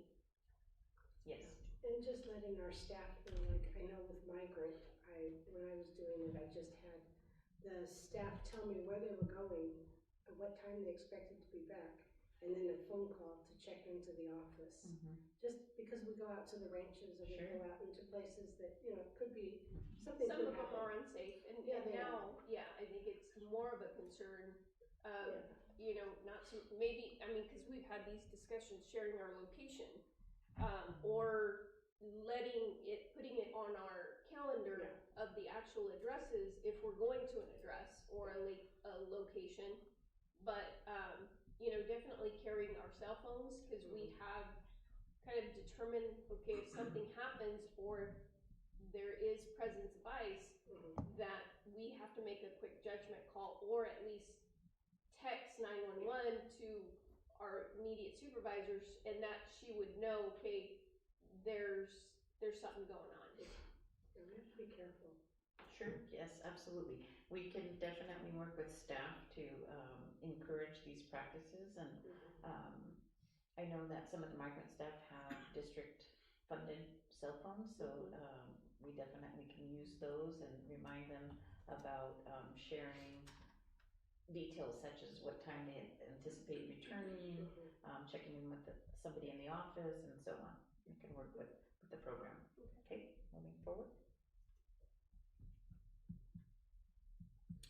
So responding to requests for access to a student. This is now if there potentially is, you know, an officer looking for a specific student. So first and foremost, we start off like we typically do, denying all requests unless the following is applicable. Okay, there's a warrant or a court order, or if the district receives consent from the parent, unless the officer presents a judicial warrant or court order that authorizes the district or directs the district to give permission without parent consent. Sometimes those Is there such a thing? It could be like a child abuse situation. Those are like the anomalies, I think, or the little, or the other factors that get added in. But again, we definitely always go back to you deny all the requests unless specific things are in order. If that should happen, the staff must again notify the superintendent or designee as quick as possible regarding the request. Regardless of whether the officer or the agency employee is given access to the student, the parents must be notified unless the warrant is, or there's something extenuating there about the parent, you know, like a child abuse case. But we have to notify the families. This is part of the new approach that California has, and that these new board policy and administrative regulation has. It's key, you know, that communication piece. Okay.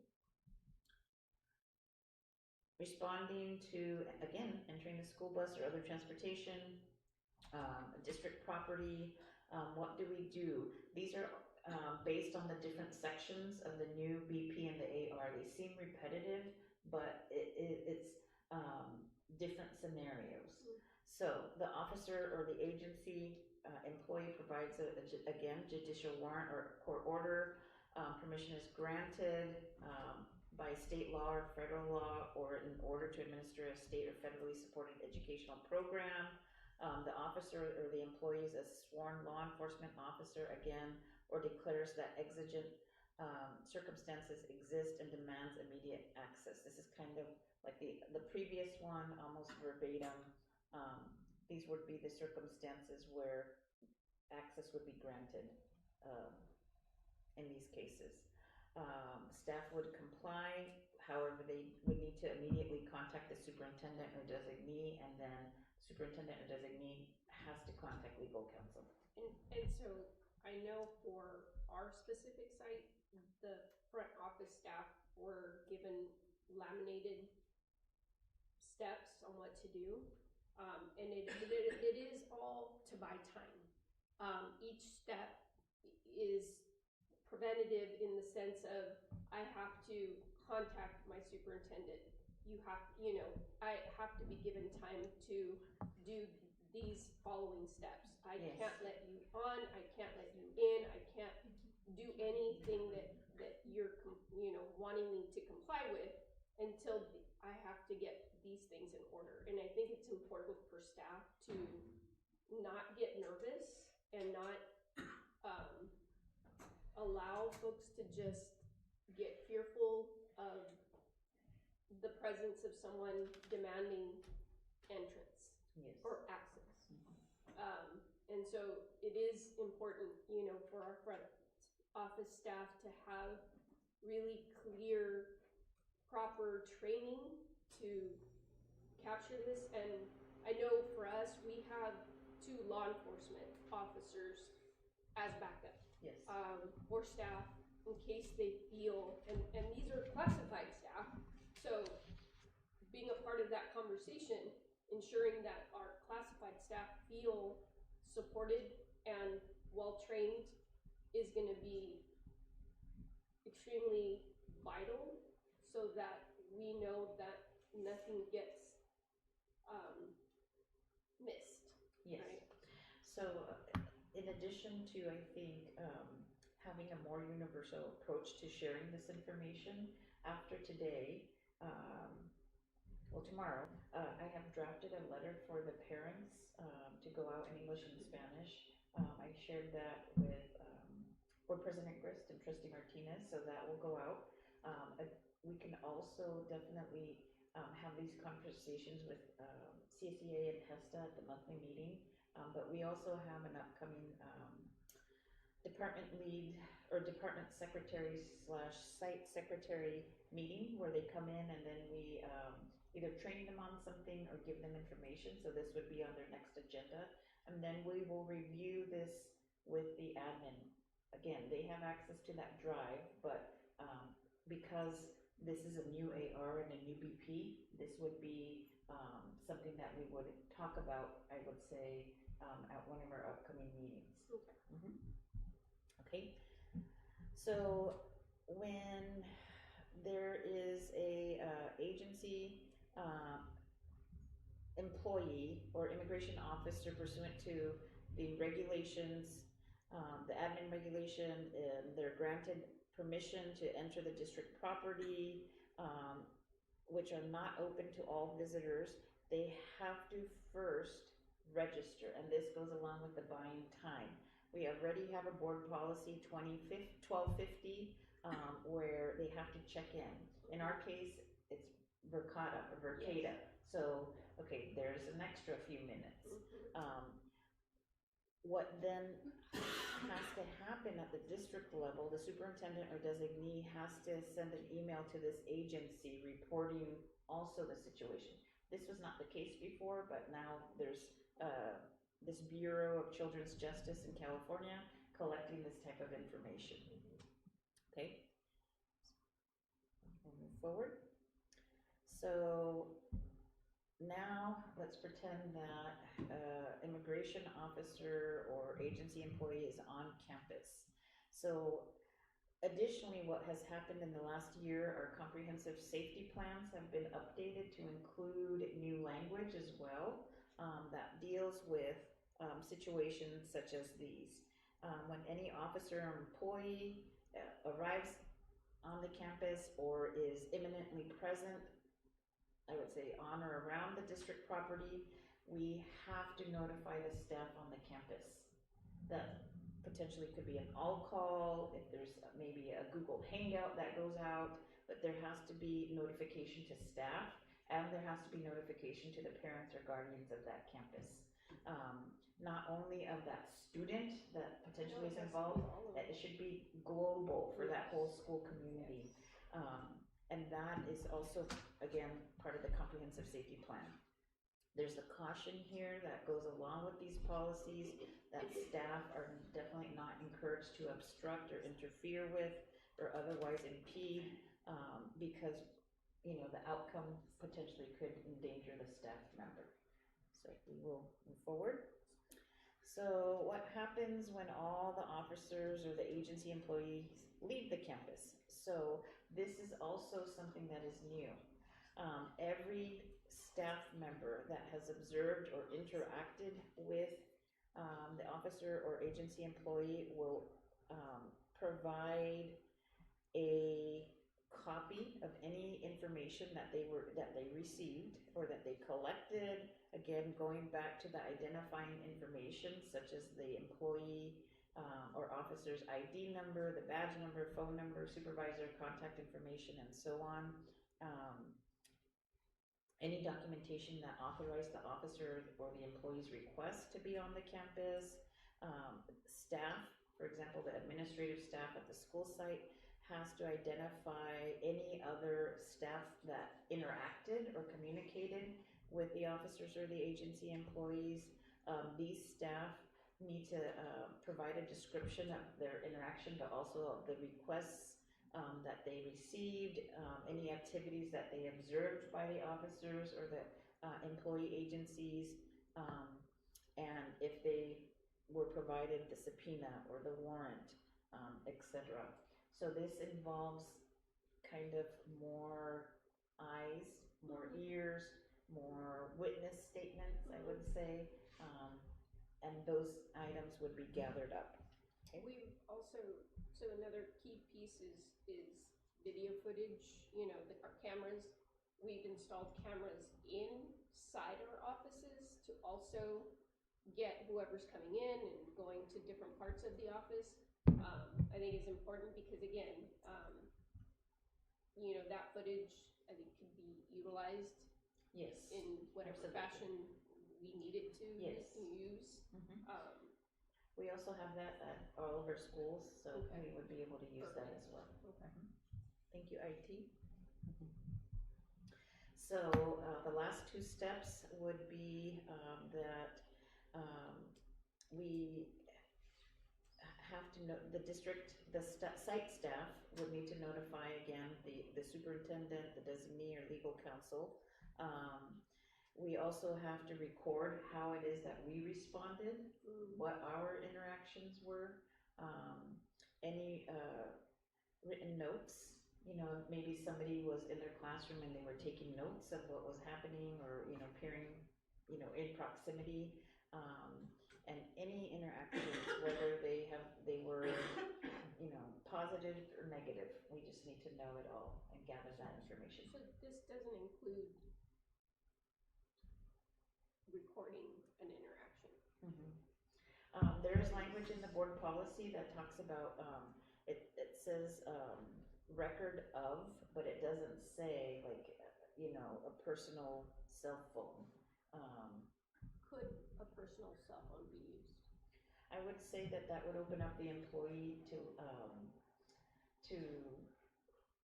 public records requests on their personal cell phone. Any time a personal cell phone is used for district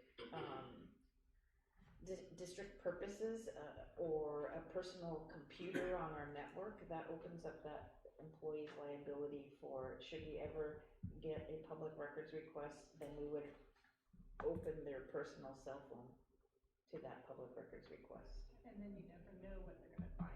Yeah. I don't like Okay. All right, got it. If it's a district cell phone, then.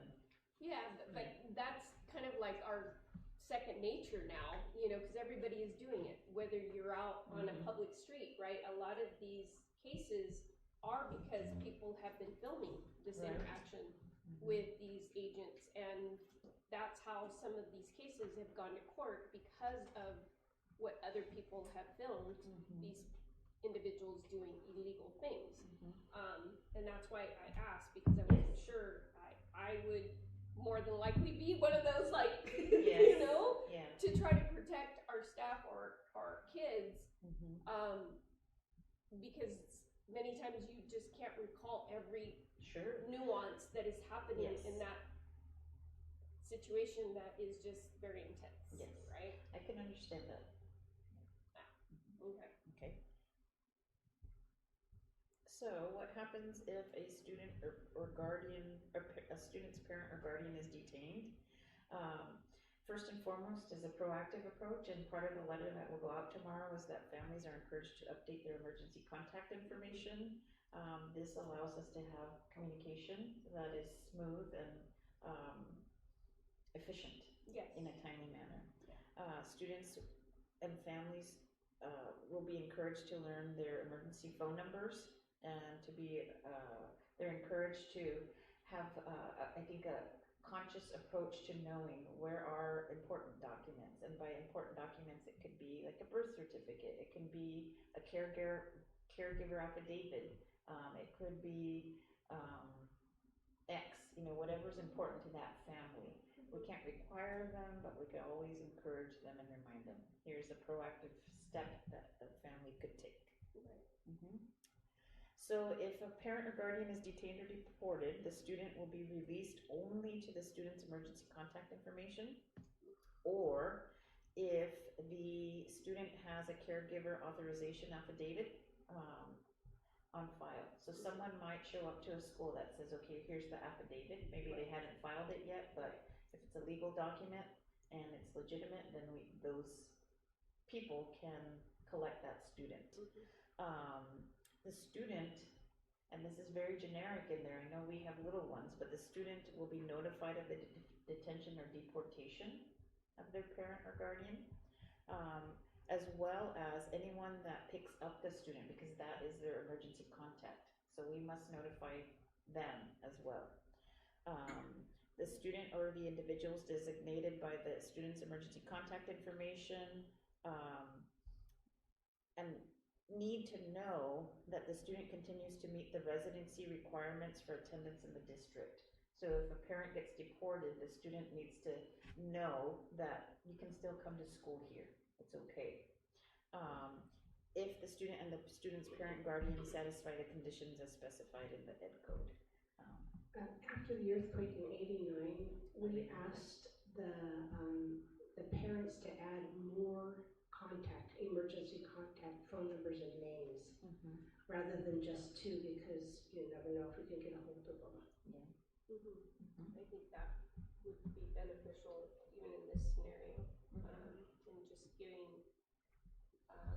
us an opportunity to contact more than just one or two people on their emergency contact. So I think that would be a good recommendation, that if they have two people, because I don't think there is a limit. No, just adding lines to the, So- the emergency card or something. Right. Right. But it's all online now, digital now? so, yeah. Like So- Mary's. Yeah, so it's just a matter of them getting into their portal and adding that information. Okay. We will only contact CPS if we're unable to arrange for the timely care of the student by the persons designated on their emergency contact information. This is one of those situations where, okay, there's already trauma happening, potentially, I think if we can track down someone that is their emergency contact information, that is the most ideal situation. So this is one of those last steps that would be taken. Okay, so family resources, these are some of the resources that we have, and again, what we can do is share these kinds of resources with families. We will be sharing again the letter this week, so we'll encourage them to access these resources.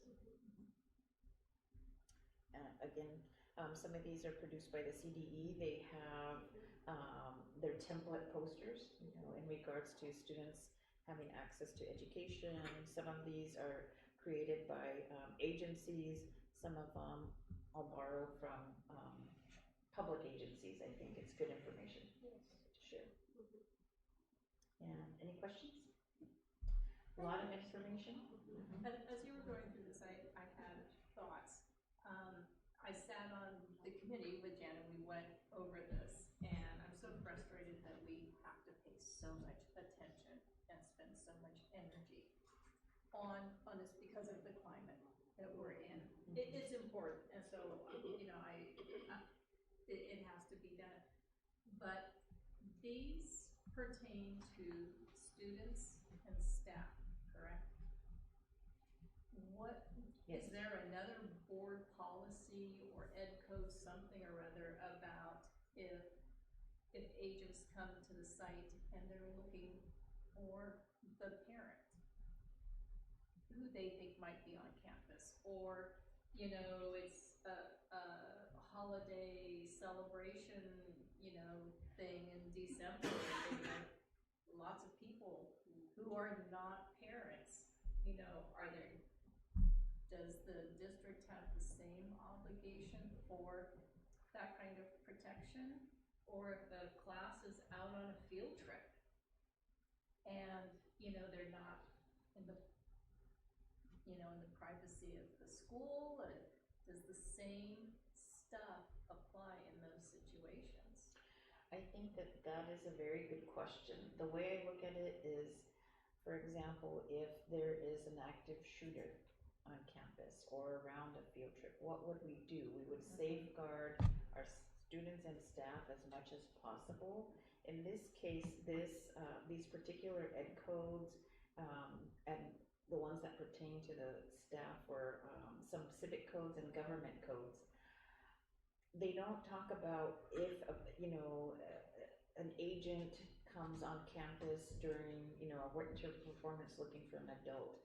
I would still have staff follow these same steps. One thing that we didn't talk about is calling like a shelter in place, but that is what staff will be instructed to do. I would call a shelter in place. If that means during the winter performance and maybe that protects some folks, then that buys time. I agree. So that is what we would do on campus if it were, you know, an agent looking for a neighbor, you know, of the school or parent. You know, if someone's on a field trip, I would love to say I hope, but I think that it's going to require training and it's going to require reminders, constant reminders, situational awareness. Yes. What can you do to protect your students? Whether it's an immigration agent, whether it's an active shooter, whether it's an earthquake happening when you're out on a field trip, you know, there's different factors of life that can happen. It's going to take, I think, practice. Yes. It's going to take reminders, communication, and just consistency, an approach with consistency. Good question. Any other questions? A lot of information. The last step that I will take is to translate these slides into Spanish. So I'll work on that as well, so that if anyone wants to access them in Spanish, they can. Perfect. Thank you. Okay. All right. Item 14, approval of board minutes for January 27, 2026. So moved. Second, Second? roll call, trustee O'Connor. Aye. Trustee Toasty. Aye. Trustee Rios. Aye. And I'm an aye. Okay. Discussion action items 15A, discussion and approval of board policy in AR 1445, community relations, delete board policy in AR 5145.13, response to immigration enforcement. Miss Beth Wilson. Wasn't sure.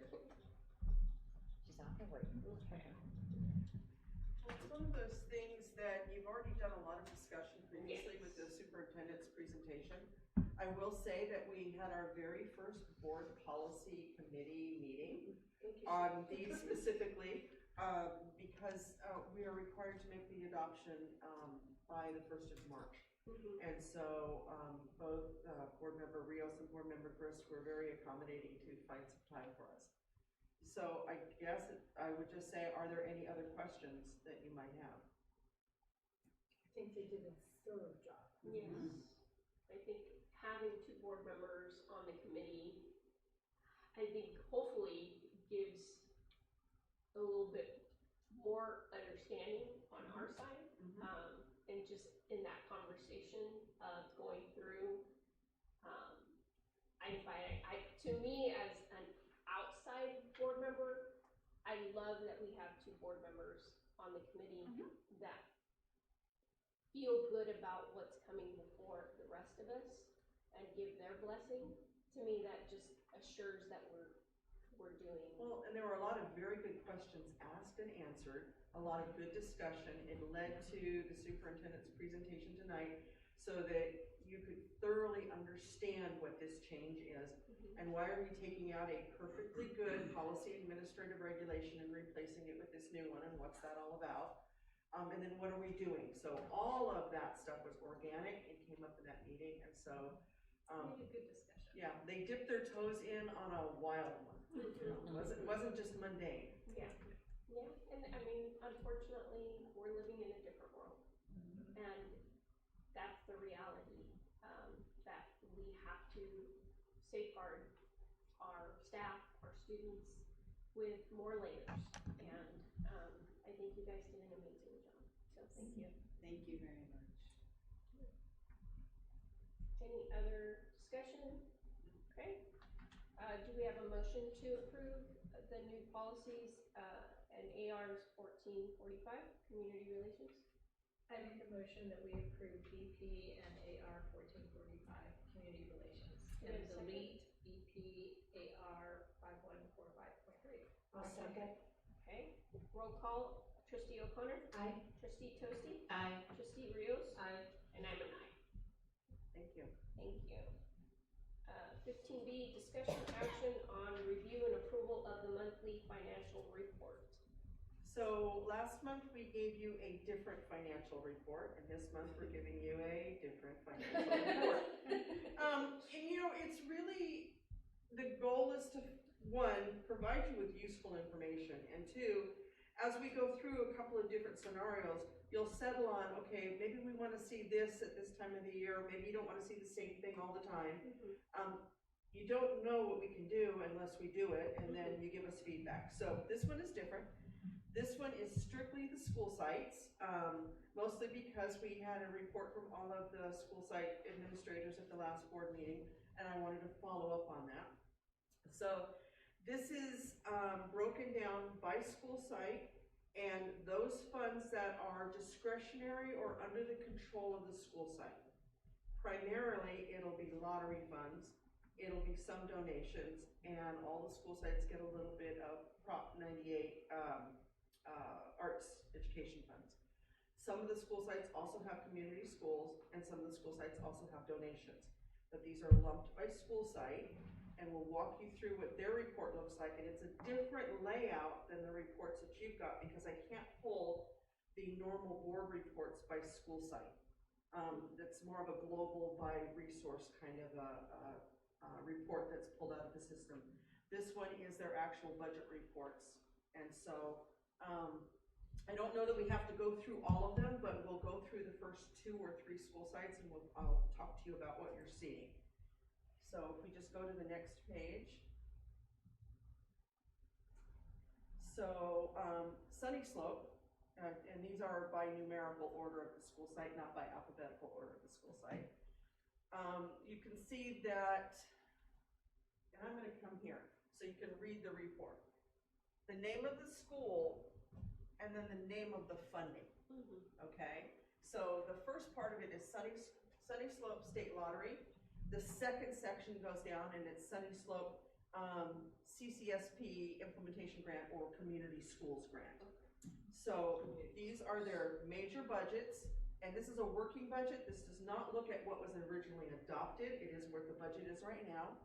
The next column is what they've spent. The next column is year to date, and they will be the same number.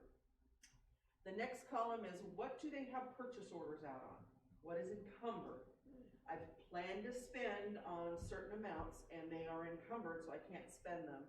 And then the final column on the far right is what's left in their budget. So with Sunny Slope, for an example, in lottery, they have $49,000. They've spent $29,000 through the end of January. And they've got $19,000 encumbered, and they've got $8,450 unencumbered. So halfway through the year, they've spent half their money, and they have plans for a quarter of their money. That's the way I would read this. Now, this report doesn't tell you what plans that they've got, what is in that encumbered column.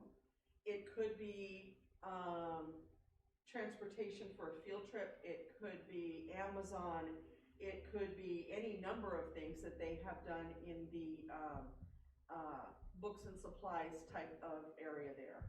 But it does say they have plans for it, okay? Now if you go down to community schools, you can see that in total, he's got $332,000 of community schools funding. To date, he's spent $62,900. He's got plans for, encumbered, $26,000, and he's got $243,000 left. Now, part of what's in his working budget is money that rolled over from the previous year. And from the previous year. And the first year in the community schools grant was a really slow year getting up and going, and last year I would say they came up to speed. So there is some accumulation of funds that are in here. And there's probably a more aggressive spending this year on some of the school sites that I've seen in the previous years, which is good. They're spending the money. So he has $243,000 yet to spend this year? Just yet to spend. Yes, it can roll it can roll over, exactly. And that's why I'm saying that he had some money that rolled over from the previous years, because this grant was made for each one of the school sites. And so each one of the school sites got a grant to be funded over a 5-year period, 1/5, 20% every year. And so we're now in the 3rd year, and this is the accumulation of what he didn't spend in the previous year and what he's got this year. So he doesn't have plans for $243,000 yet. But he has 2 more years. Well, he's got 2 more years plus his allocation for next year and the allocation for the year after that.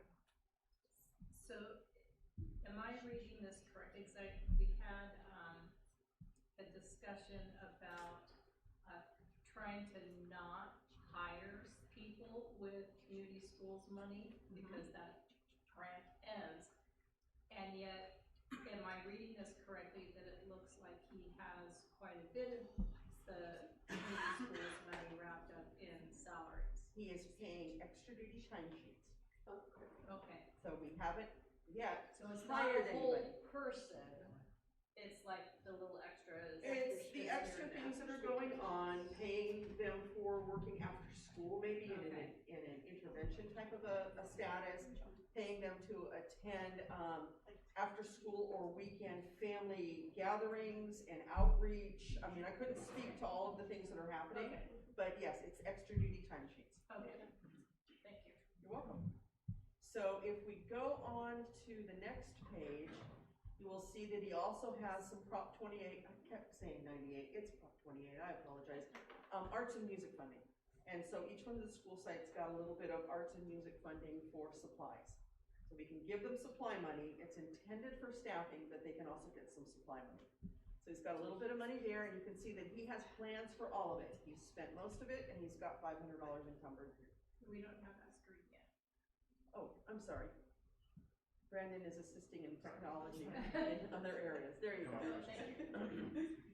And so if you go to the next screen, you'll see that he's also got some school-linked partnership capacity grant. That is a mental health grant. Sorry. There you go. That's a mental health grant. He's encumbered half of his money, a little bit more than half of his money.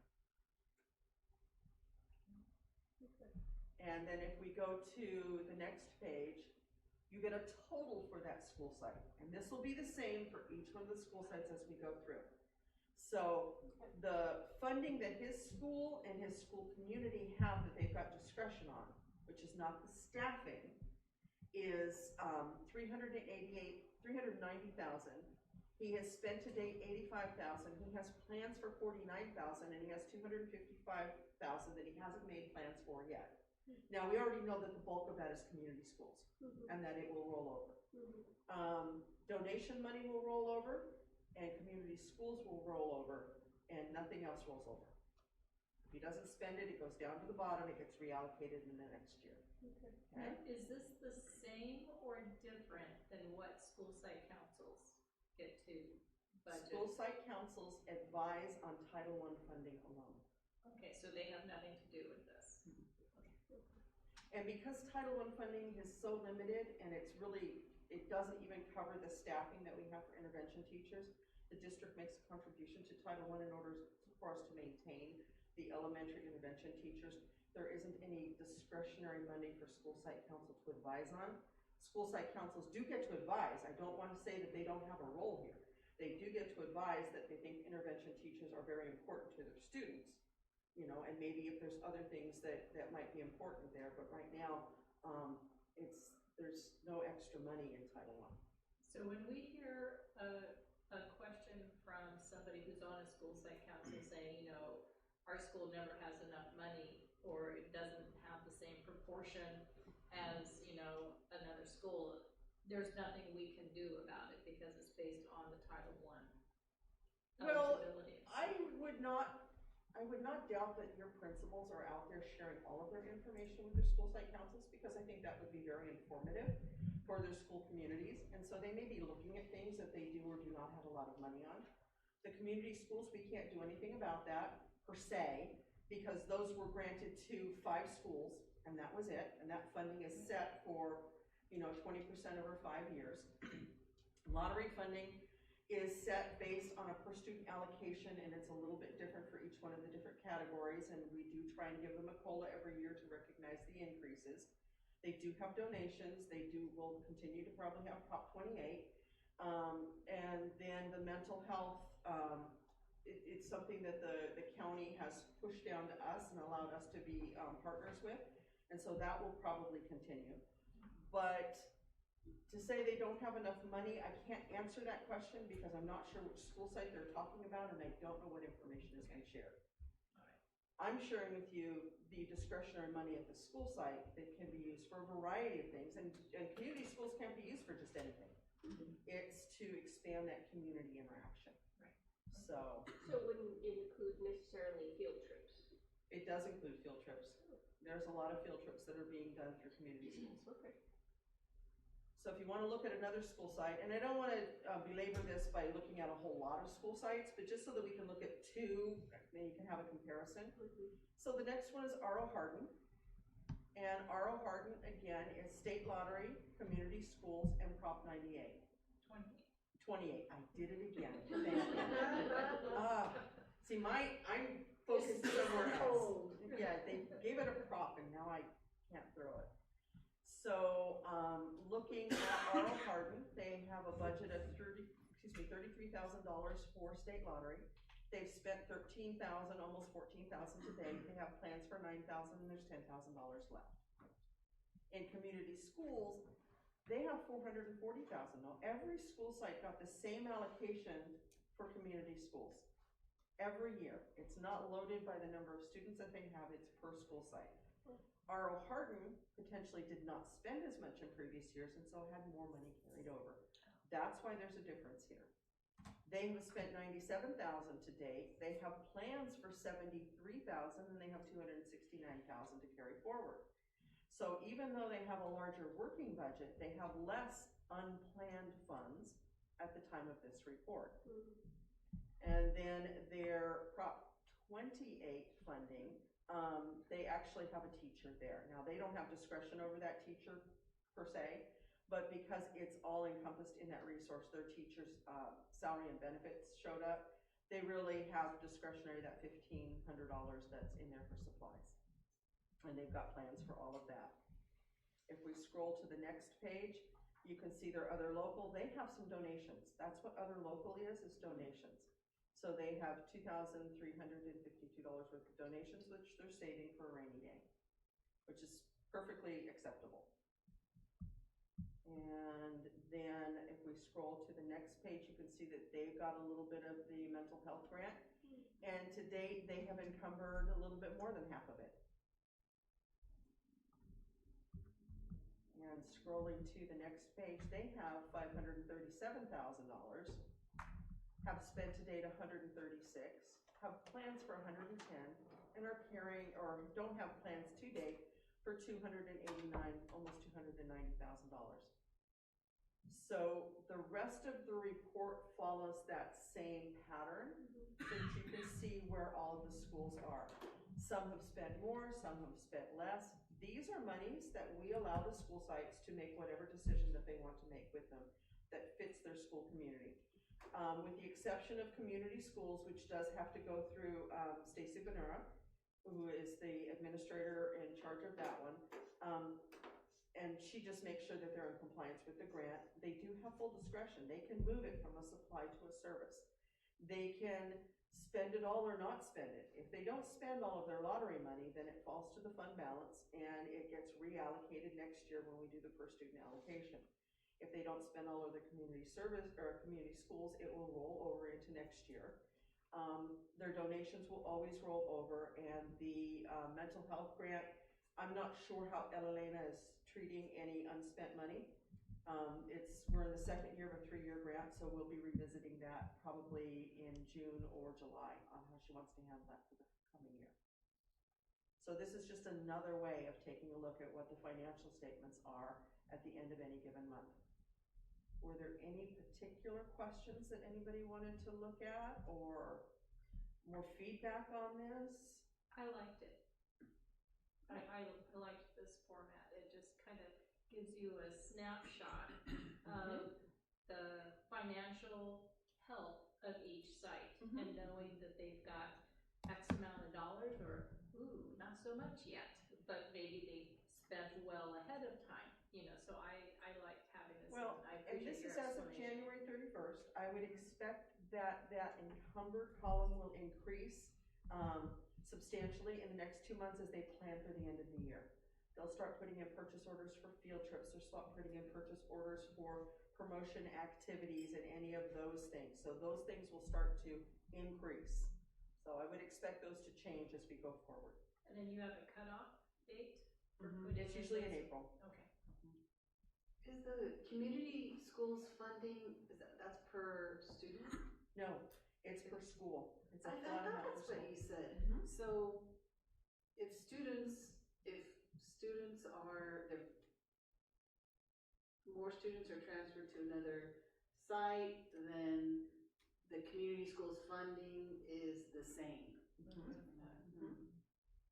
And the funding is at the 20,000 foot level designed to make the connection between the community and the school, the outreach and the partnerships. And so whether or not they have a smaller campus, say like R.O. Hardin, or a larger campus like Sunny Slope, the goal is still the same, make those connections. The Sunny Slope just doesn't have as much money when you think about meeting the needs of X number of students and families. Right, but that's just not the way the grant is designed. Yeah. It does not, or it ignores the student population and looks at the school and whether or not the school has a certain level of low income status and, you know, how we applied for the grant. Right. Yeah. You know, where that cutoff ended up being. Right. Any other questions? Okay. So would you like to see this again? Do you want me to try another approach to a monthly financial statement? Next month will be the second interim, so I won't be bringing you anything other than the second interim. Right. So when we come back in April, shall I roll the dice and give you something else to look at? Or do you want to look at this again and see where the school sites are? Or do you want to go back to the other one? I mean, we can rotate. It's all up to you. It's so what you want to look at. And again, I applaud your wanting to look at things from a different angle, so. I think I'd like to see something like this more at the end of the year, like in June or July. Okay. You know, so that we know, okay, we're done with the year, and this is what's being rolled over, you know, that kind of a thing. All right. I think I'd like a summary report that says we spend this much money on transportation, this much money on facilities, this much money on teachers, this much money on, I'm just. Okay. Let me see what I can do. Like a chunk report. Big chunks. Big chunks. A chunk report. And, you know, I think that gives us, you know, an idea of our trends as well and where we are growing, whether, you know, we're adding more in certificated, more in classified, more in admin, or, you know, the need in transportation is increasing. I think it's good to see what those trends look like. Or maybe a pie graph. Bars. A pie with bars. Yeah, I'm trying to figure out how it would look. I'm a kindergarten, stop me. Just give it to me straight. I have a functional pie graph. Let me see what I can do for you. Okay. All right. Thank you. All right, so Thank you. we need a motion to approve our monthly financial report. I'll make a motion to approve our monthly financial report. We have a second. I'll second. Okay, roll call. Trustee O'Connor. Aye. Trustee Toasty. Aye. Trustee Rios. Aye. And I'm an aye. Okay, next item is 15C, the discussion and approval of the mid-year update to the local control accountability plan and the local control funding formula budget overview for parents. All right. Good evening, Board of Trustees and Superintendent Sanchez.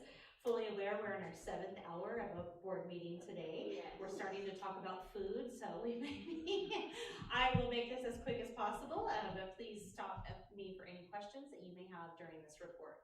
So this report is really just to communicate our progress in the LCAP, what we have spent thus far, and what is our data thus far. So let's jump right in. This is the budget overview for parents.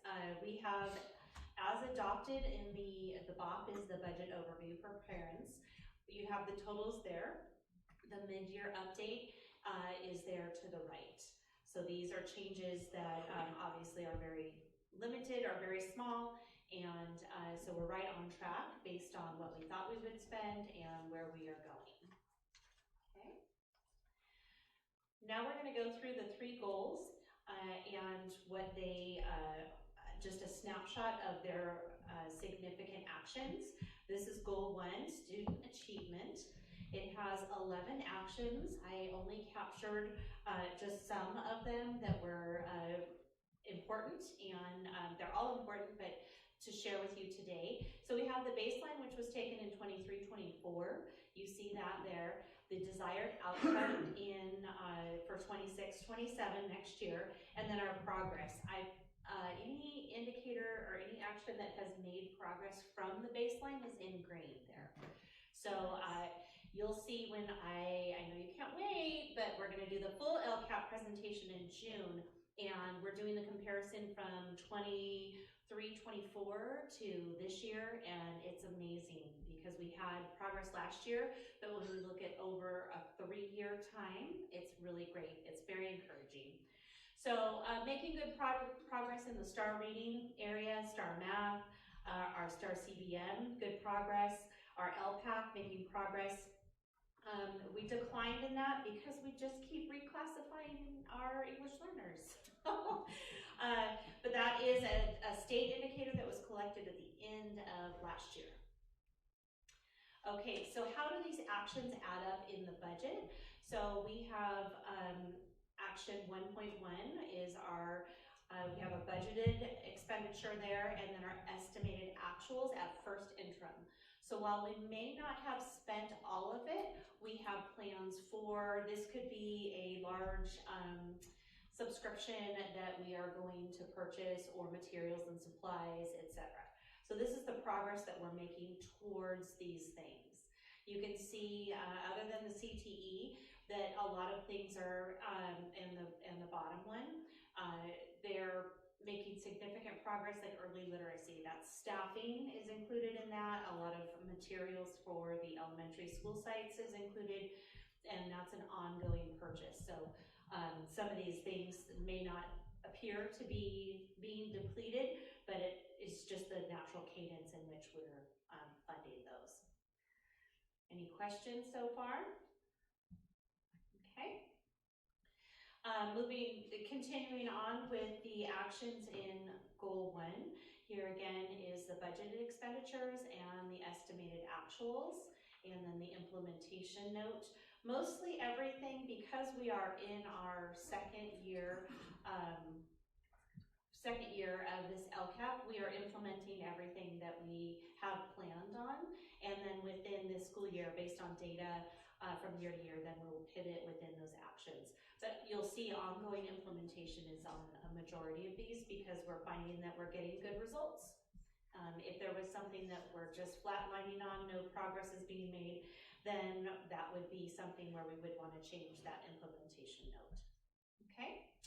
Then finally, wrapping up Goal 1 actions, you see here goal actions 1.9, 1.10, and 1.11, sorry for the typo there. Expenditure, budgeted expenditures, and our estimated actuals there.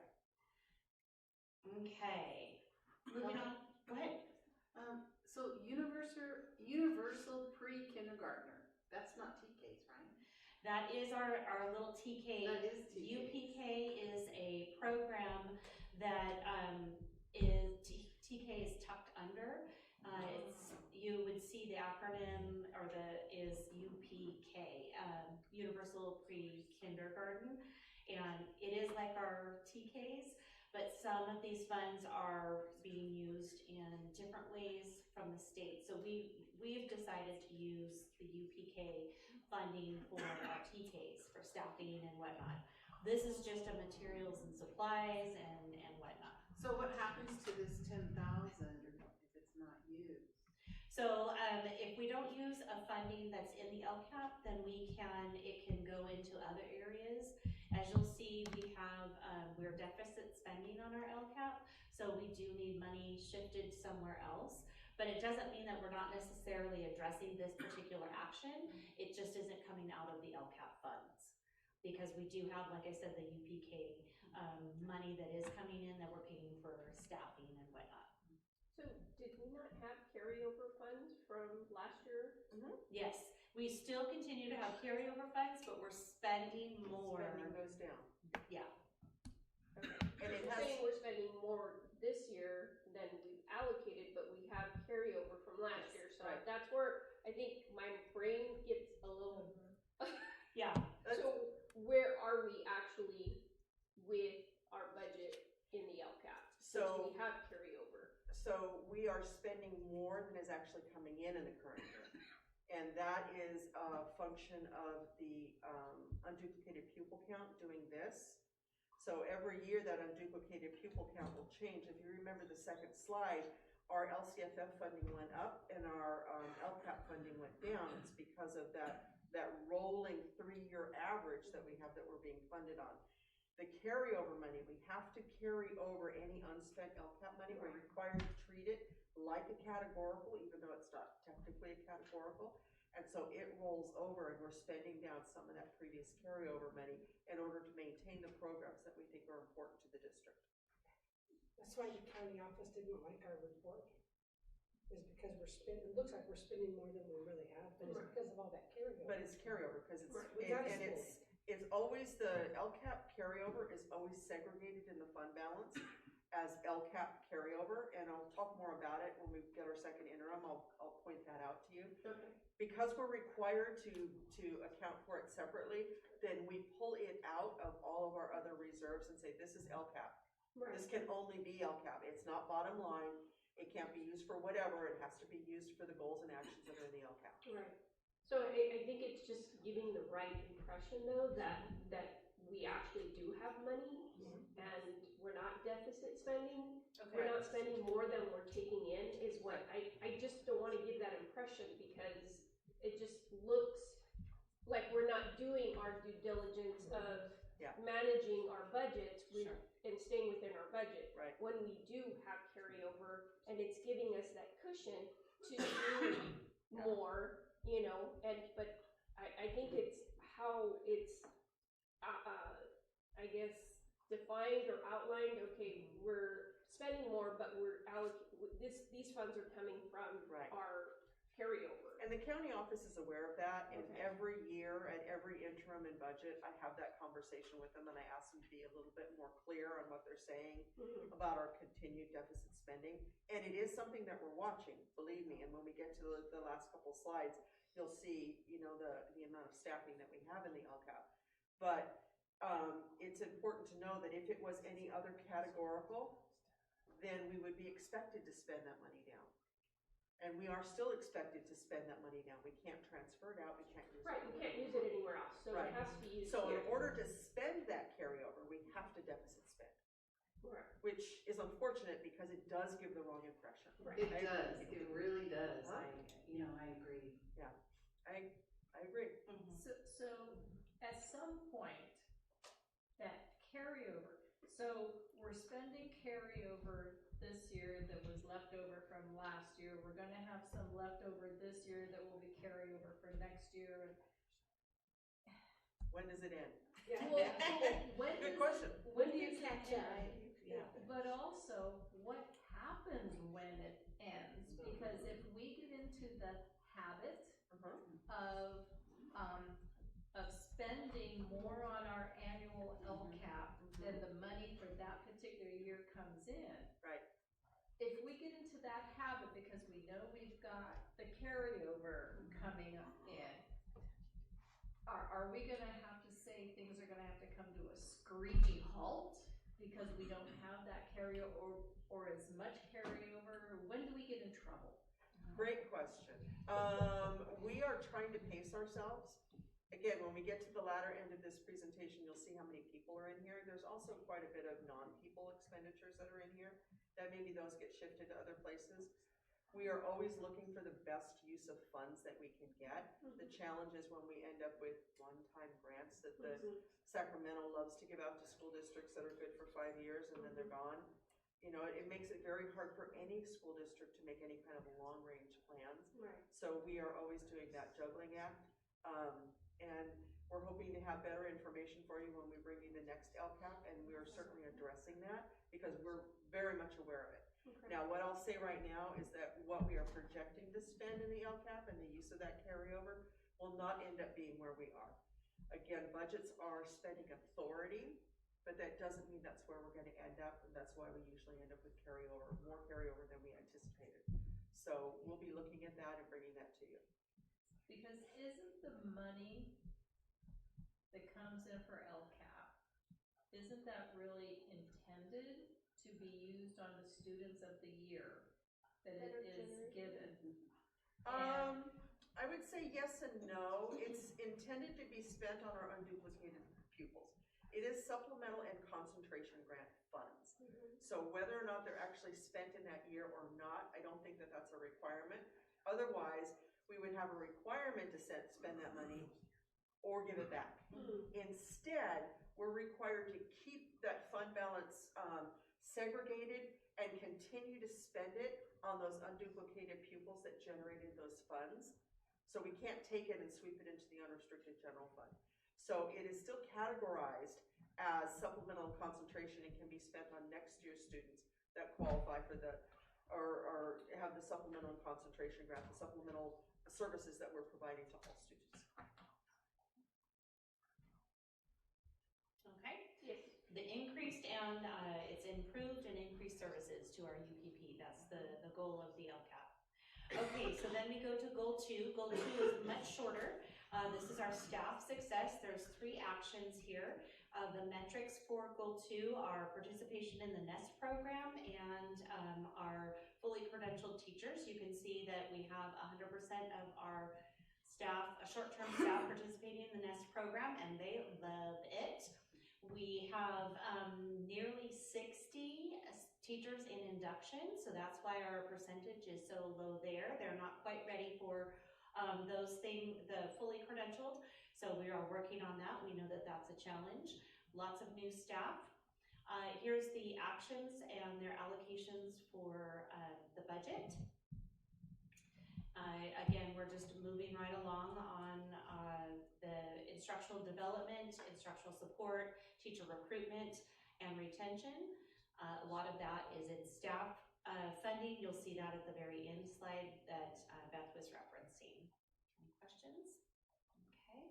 Goal 3 is parent support and engagement.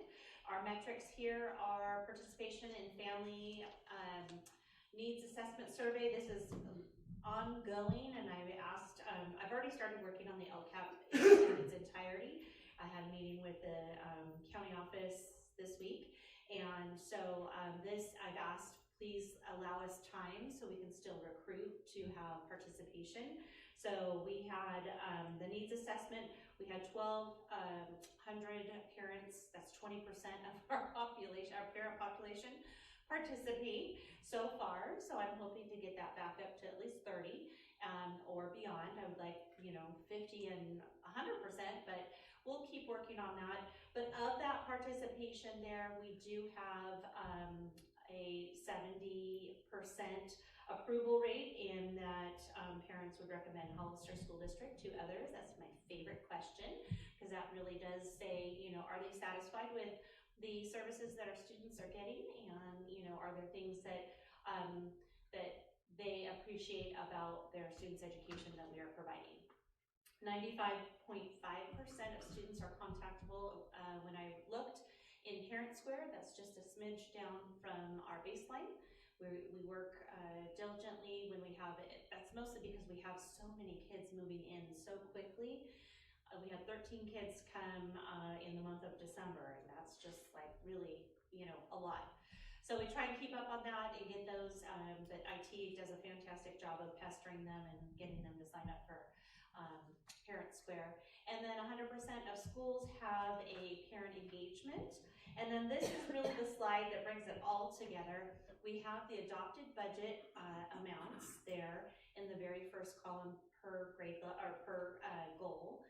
We have our estimated actuals at first interim. We have the expenditure progress to date. So what is the percentage of that goal that's been spent? And our investment in staff. So this is really important for us to look at. As our LCAP funding ebbs and flows, this is what we need to watch, because these are people's lives here that we need to make sure we're protecting with, what funds do we need to cut that are not people that we need to preserve, or, what's the data say that we need to actually have the staff in the LCAP or, funded, where else would we fund this?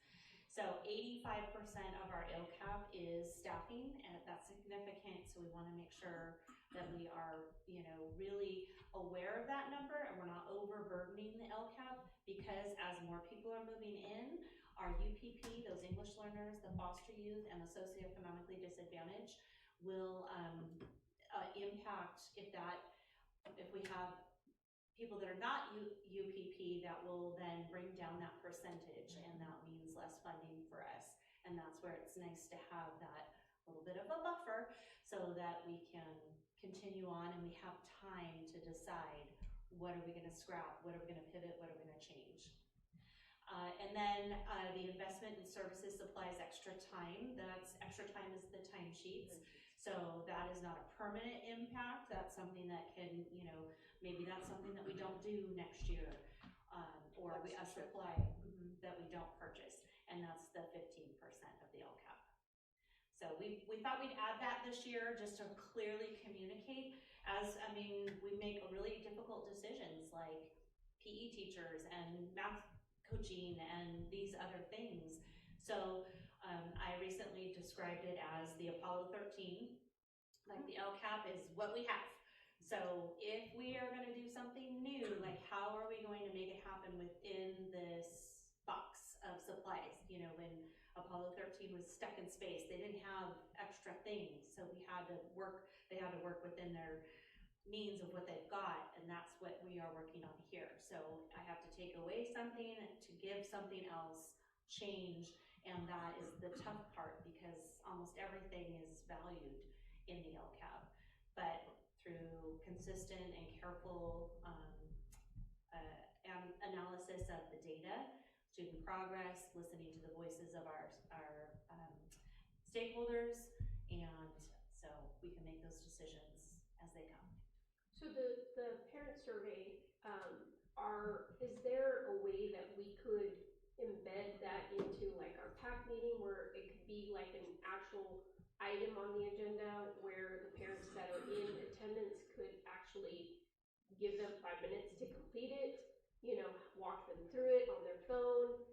I think it's important that families are given the opportunity in these types of settings where they feel perhaps a little bit more comfortable. And they have support And they have support staff there to help them maneuver, you know, how to do the QR code and, you know, how to fill it out.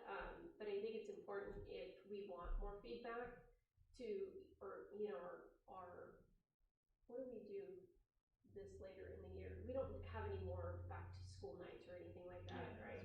Open house or spring, yes.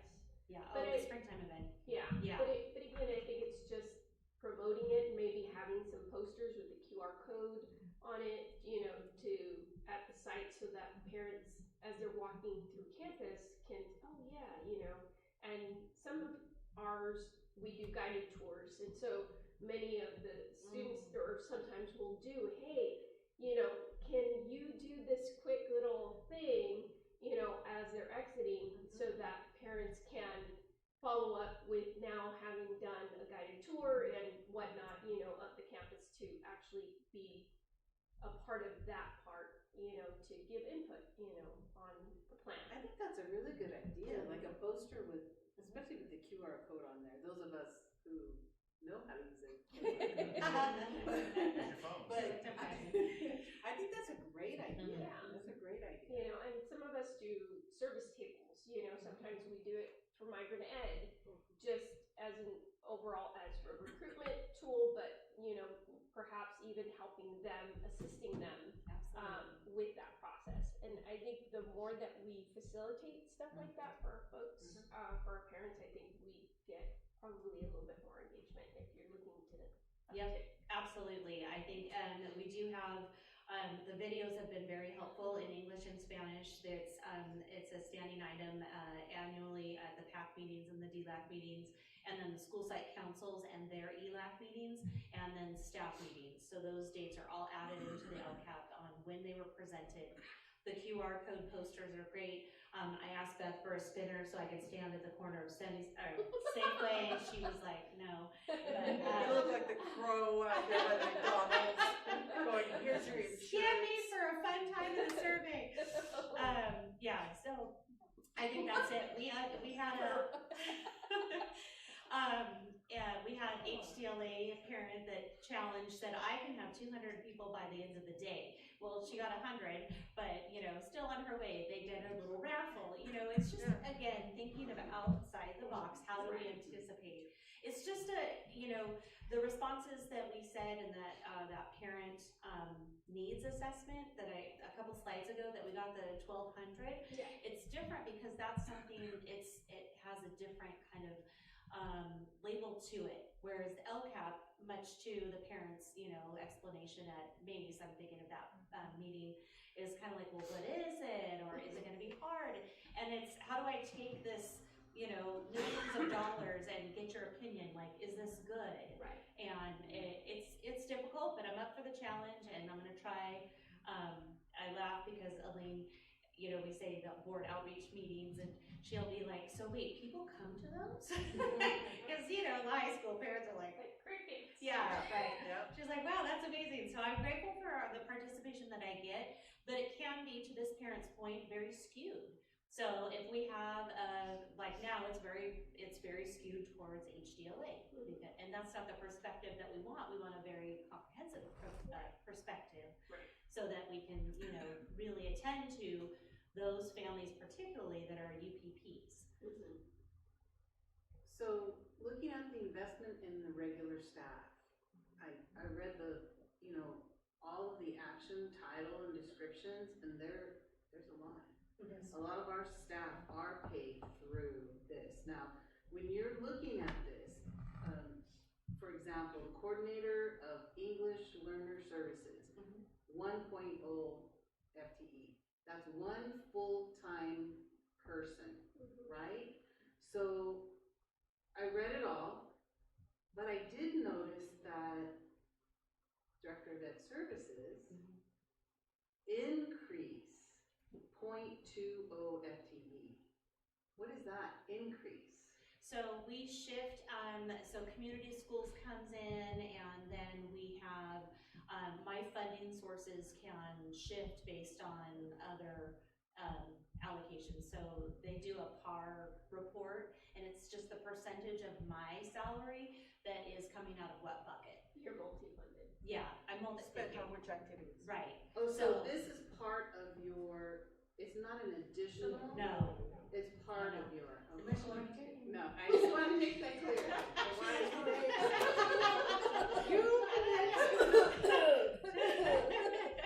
No, it's just my allocation is now, you know, into that bucket.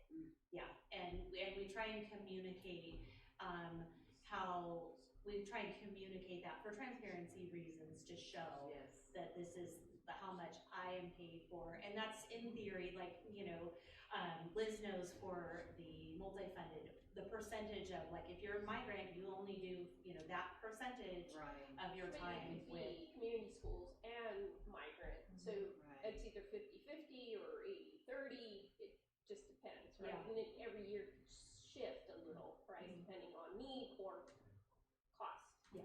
Yeah. So the last thing I'd like to leave you with is to answer the question that I believe Board Member Martinez asked earlier, how much are we deficit spending? So right now, the adopted budget was $13,302,000. If you go to the second slide of this presentation, you can see that the funding from the BOP is $12,356. So we're funded this year for 12 million. 12 million. It's the fog, okay? It's really catching up with me right And now. it's So 12,356,000, and we are budgeted, we have spending authority, to go back to that terminology, of 13,000, or 13 million, there I go again. So we're deficit spending or using up prior money by about $750,000, $800,000. Wait, go back one? Yep, There you go. there it is. Yeah. There you go, 2771, okay. Now, that's if we spend everything that was in the adopted And budget. how much did we have carryover? I don't have that number off the top of my head, but we had enough to cover that. And still have And I money think it's just important. that's projected to carry over, Yeah, so. so I think it's just important for us to know, note that, Yeah. right? The differences and how much carryover is coming, because I mean, we see it in our budgets every year, right? What our ending fund balance is, and that carries over for the Yep. start of the following year, and then whatever we get adds to that, you know, Right. or takes away depending on, you know, what we're And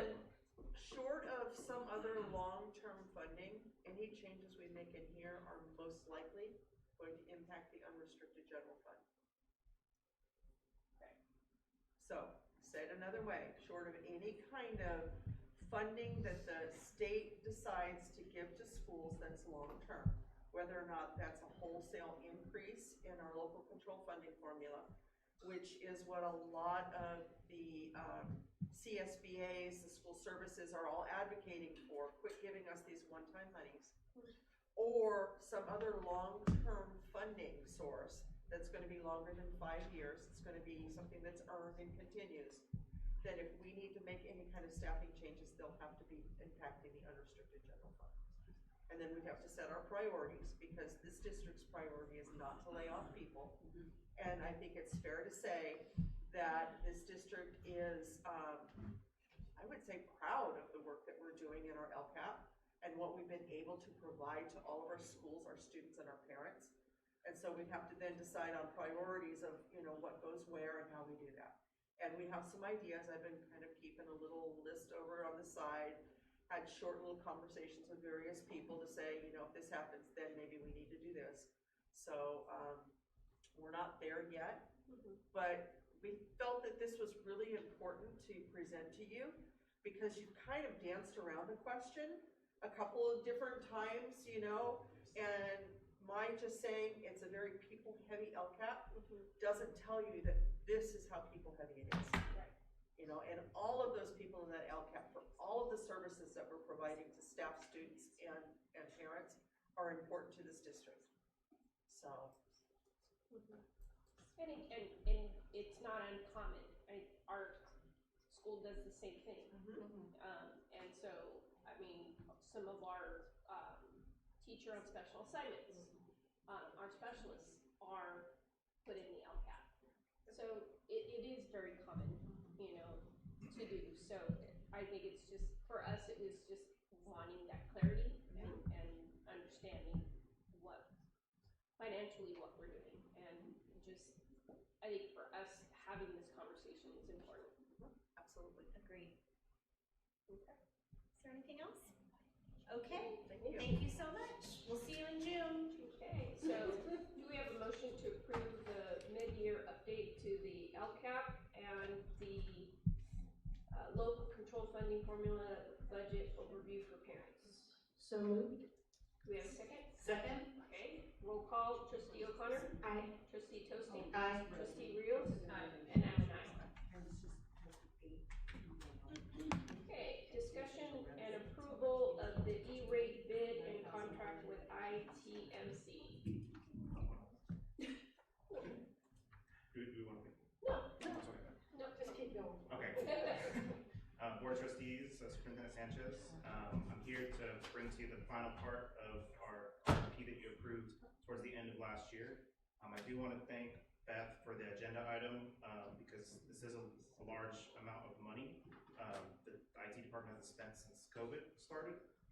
So the fact that she included the formula on how we're funding this, how much the district's paying versus what the overall amount is, I think it helps dissuade a little bit of just how many digits are on that number there, especially for IT.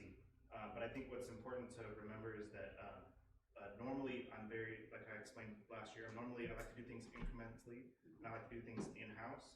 But with the questionable, federal funding, we're kind of moving forward and trying to actually do a 5-year cycle in 1 year. So instead of doing things every year, doing patches here and there, and then at the end of that, starting right all over, this will actually give us some breathing room in the sense that we're getting it all done, and we won't have to think about it every single year. We'll have to pay attention to when it's coming, but it does help us in that regard. And also, this does, unlike previous years, it does include installation. So this would be a project where we would be supervising and supporting the installers, but we wouldn't actually be doing the installations ourselves. Oh, awesome. We would be doing the back-end provisioning, but the physical installation, the team would just be making sure that they had access and that they were putting them in right and checking in on that, but it wouldn't be as much hands-on as it's been in the past, which frees us up for a lot of other stuff, especially during the summer. Yes. You guys are so busy anyway. Yeah, and I like, the team likes doing this stuff, but if we're trying to make sure that we can actually keep new equipment in the district and at a discounted rate. Right. It's definitely our goal. Yeah, this is the proposal, and we're very happy with it. We had 6 different vendors propose. We use a matrix that's provided by our E-rate consultant. The categories are weighted heavily. The highest weight criteria is by price, and then from there it's vendor proposal, proposal quality, familiarity with district, eligible goods, all that kind of stuff. So we really pay close attention, and we're very comfortable with this bid. Is there any questions? No, I appreciate the thoughtfulness of considering, the impact to staff, knowing we don't have a big staff in IT, and the 5-year, thought out process, because I think it's tedious to think, okay, year after year, we have to redo, it's this cycle. We just did one last year. Yeah.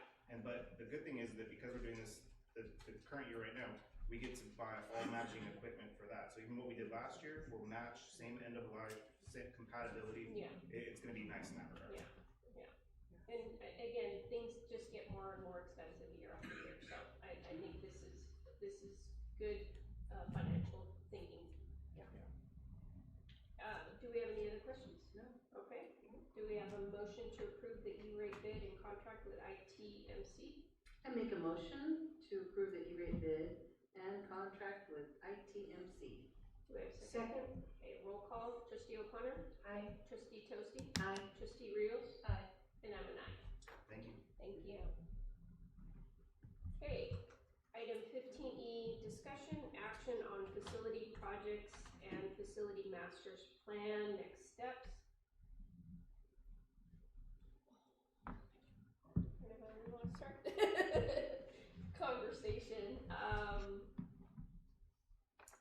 I think our previous special board meeting that we had at 2 o'clock with our consultant, Jeff Small from Capital PFG,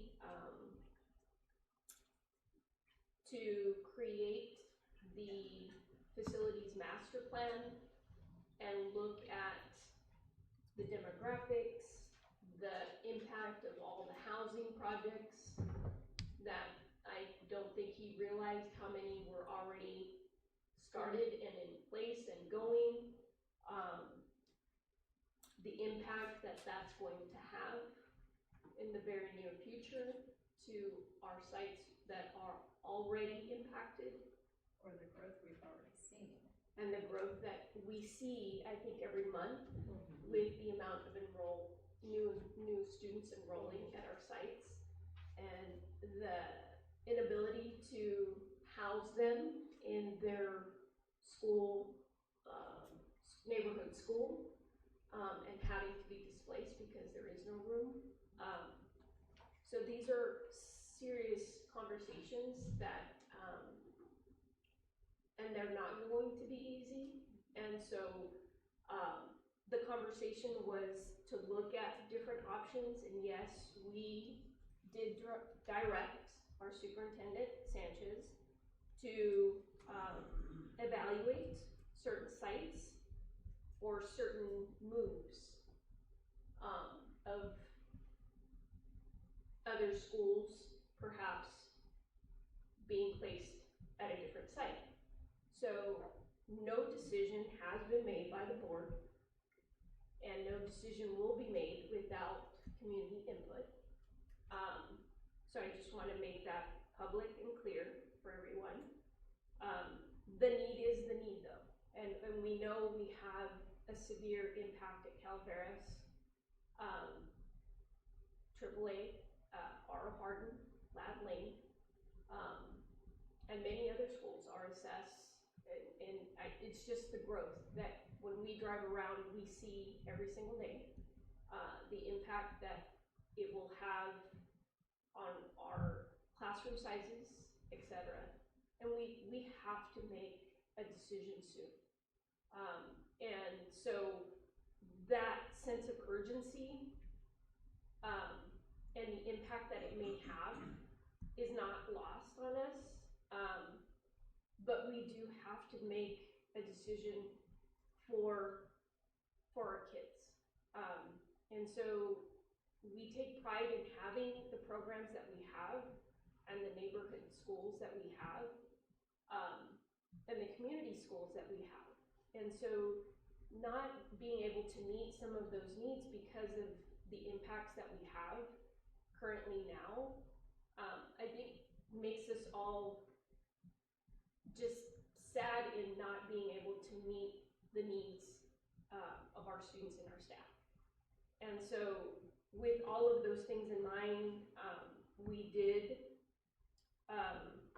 direct Superintendent Sanchez to evaluate Mays and Rancho San Justo to be sites that could possibly receive other programs to them.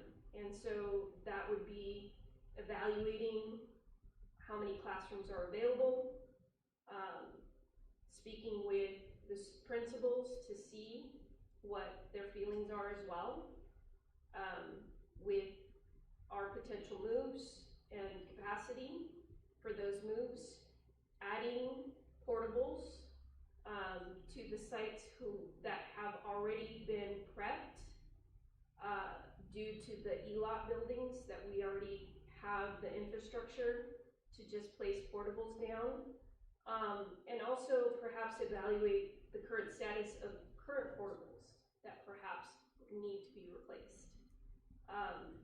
We also directed Superintendent Sanchez to look at the demographer's report and perhaps down the road look at changing school boundaries if that's needed, depending on how much growth we get and what materializes, because we don't know yet, but we want to be prepared.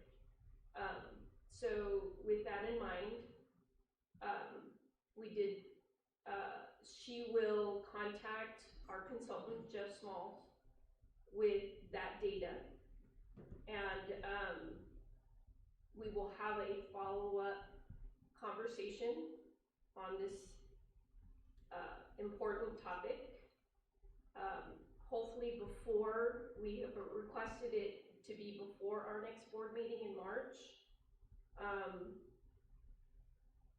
And I know that the question was collaborating discussion for the involuntary transfers. Those are within the scope of bargaining, and that isn't something we would cover in this arena.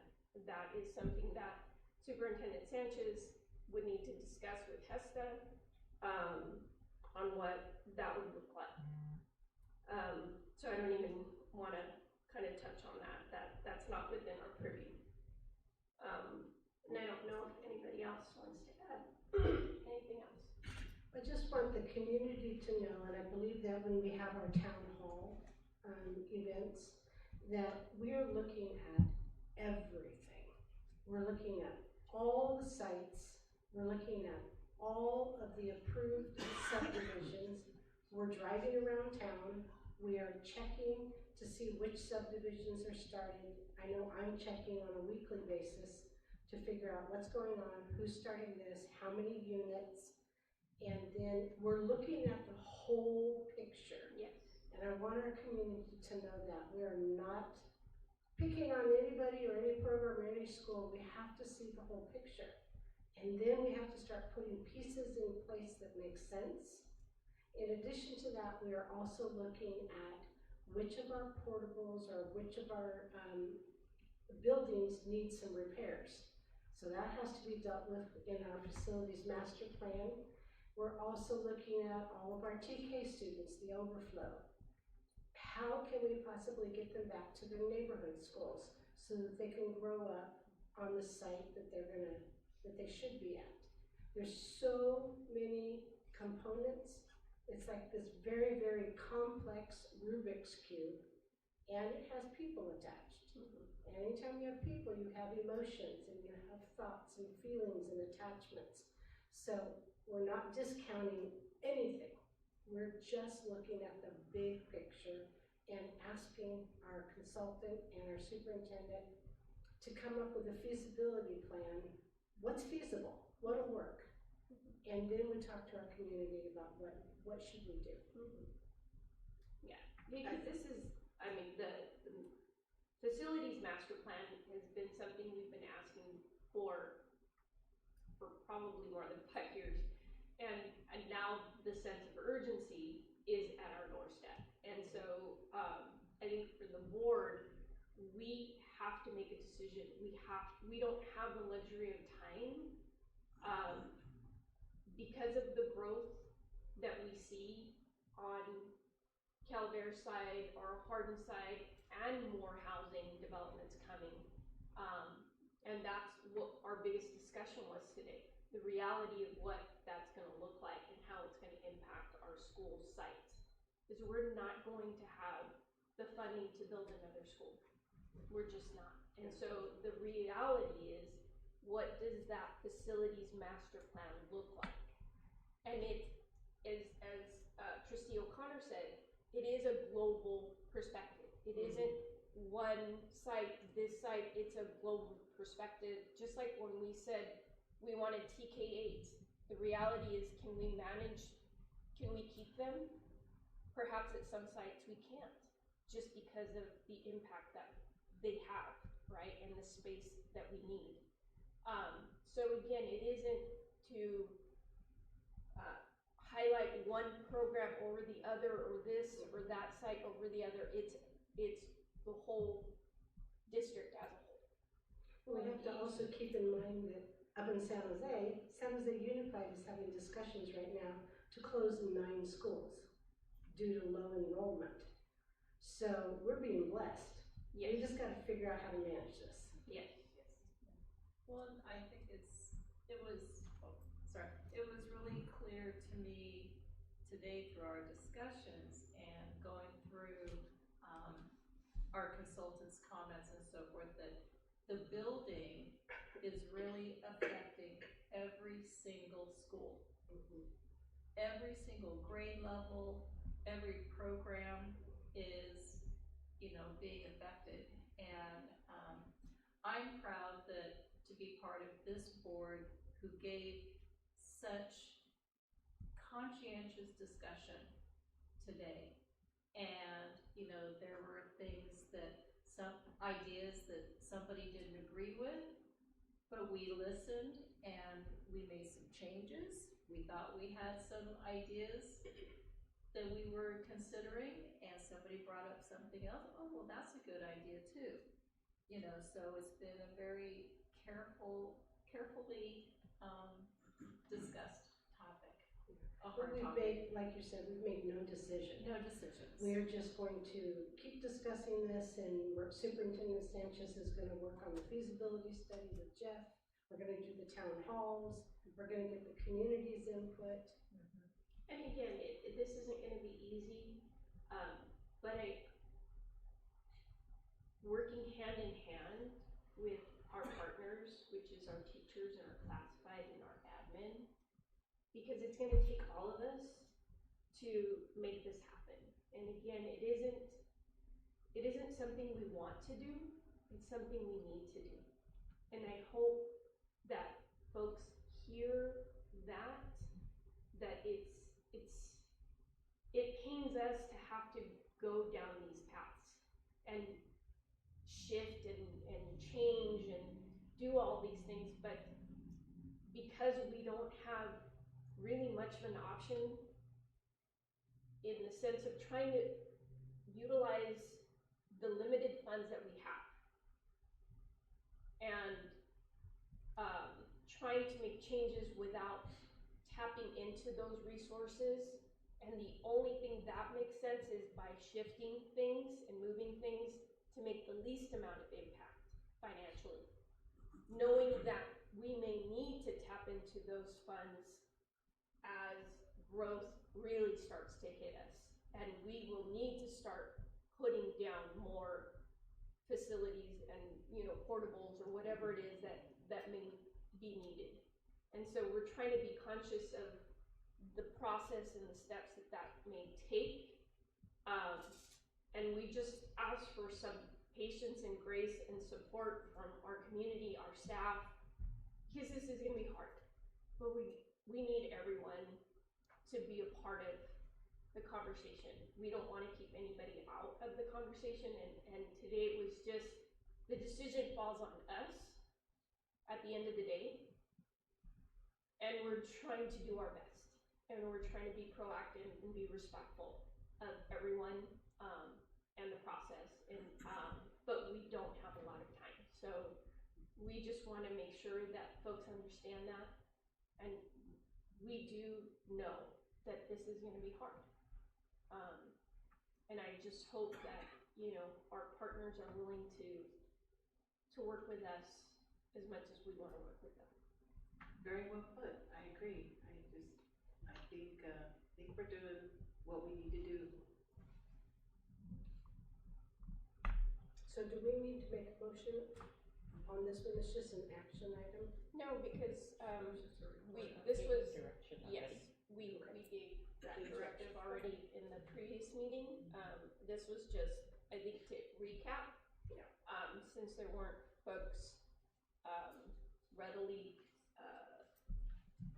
listening to the conversation, so I hope we were able to capture some of what those discussions were from the previous special board meeting.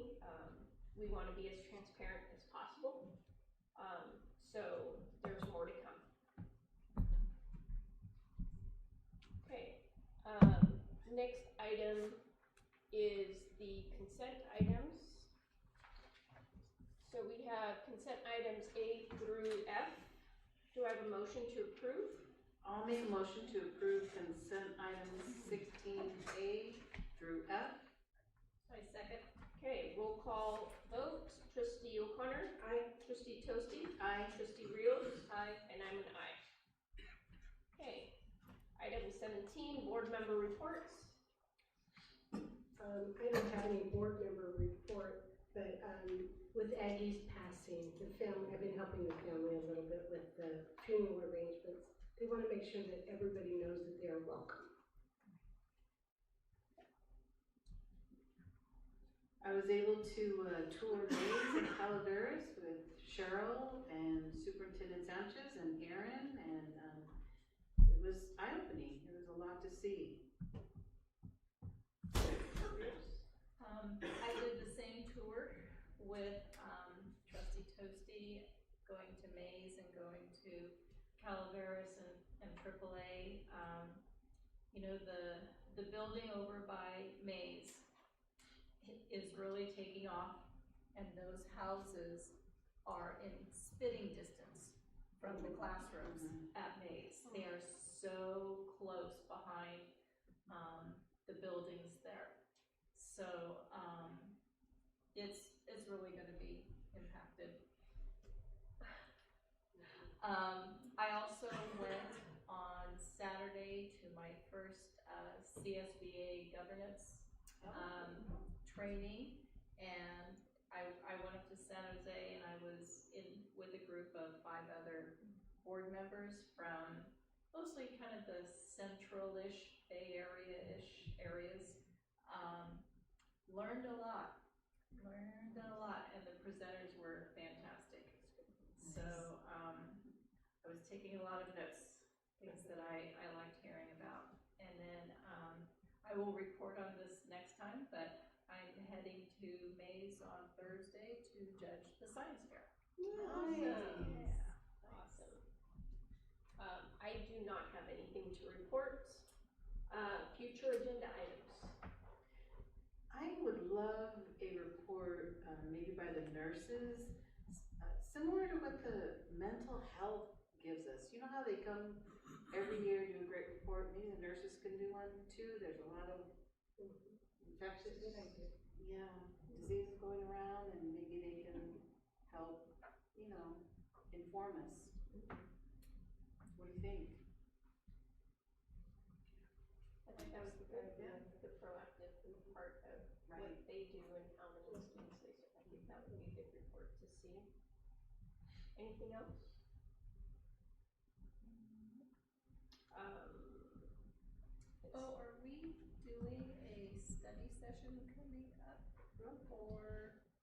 announcements and reminders. Oh, Right around there. okay.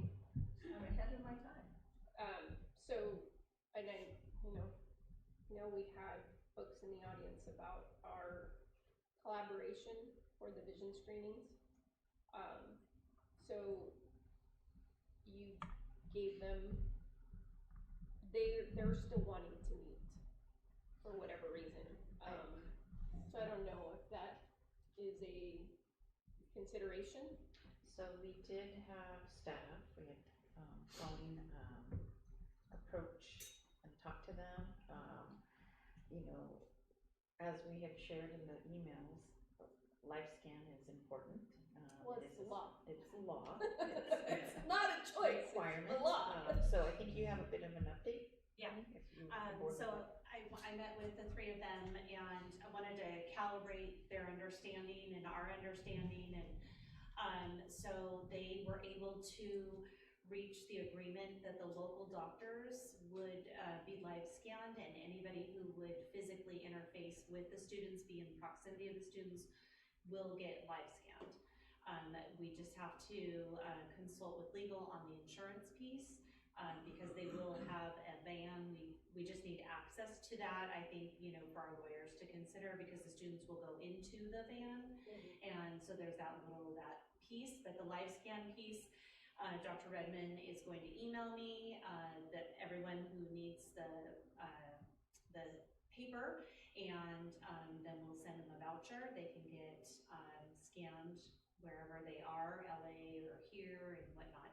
So I was glad to get that piece taken care of. I think that there was a misunderstanding on their end as far as, who had to be live scanned and whatnot. So I was glad to take that opportunity face-to-face to resolve that. Yeah.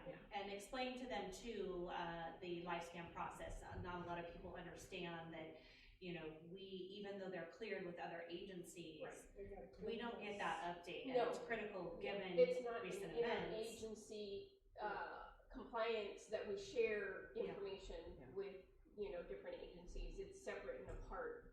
And it is a law that, requires us to have this in place. Yeah, It's our not insurance is an contingent option. upon that. Right. Yes. Right. Well, thank you for following up with them. Yeah, so we'll get together tomorrow and talk about the insurance piece and then go from there. Okay, perfect. Thank you so much. I appreciate that. Okay, So, the budget study session, next month? So we had originally had discussed it being butted up with the board meeting. But as of, I think, seeing how much of an impact that makes for the day for us, of starting at 1 and going till 10 o'clock, is too much for one day. And for all of you who worked all day. Yes, and so it really makes it's heavy to put back to back. And so what Jen and I had requested is perhaps having the budget study on a different day than our board meeting. Sounds good. Is it better? Okay. Maybe Erica can send us out some dates. I will send you some dates, taking in mind that we also have a pending another special board meeting because For of the the facilities facilities. master plan. Yes. So, Yes.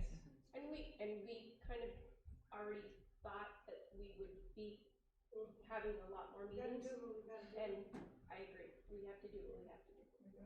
I can send you some dates this week. Perfect. Will it be in March or is it gonna be, okay. It would be March, yeah. Yeah, because we're done with February. And this is to go over the team's budgets? Yes, like Okay. we generally do with every department. Yes. Okay. Yeah. So I don't know if there was a request for the budget study as far as what information you want, or just a standard. I think an overview of where we are. Okay.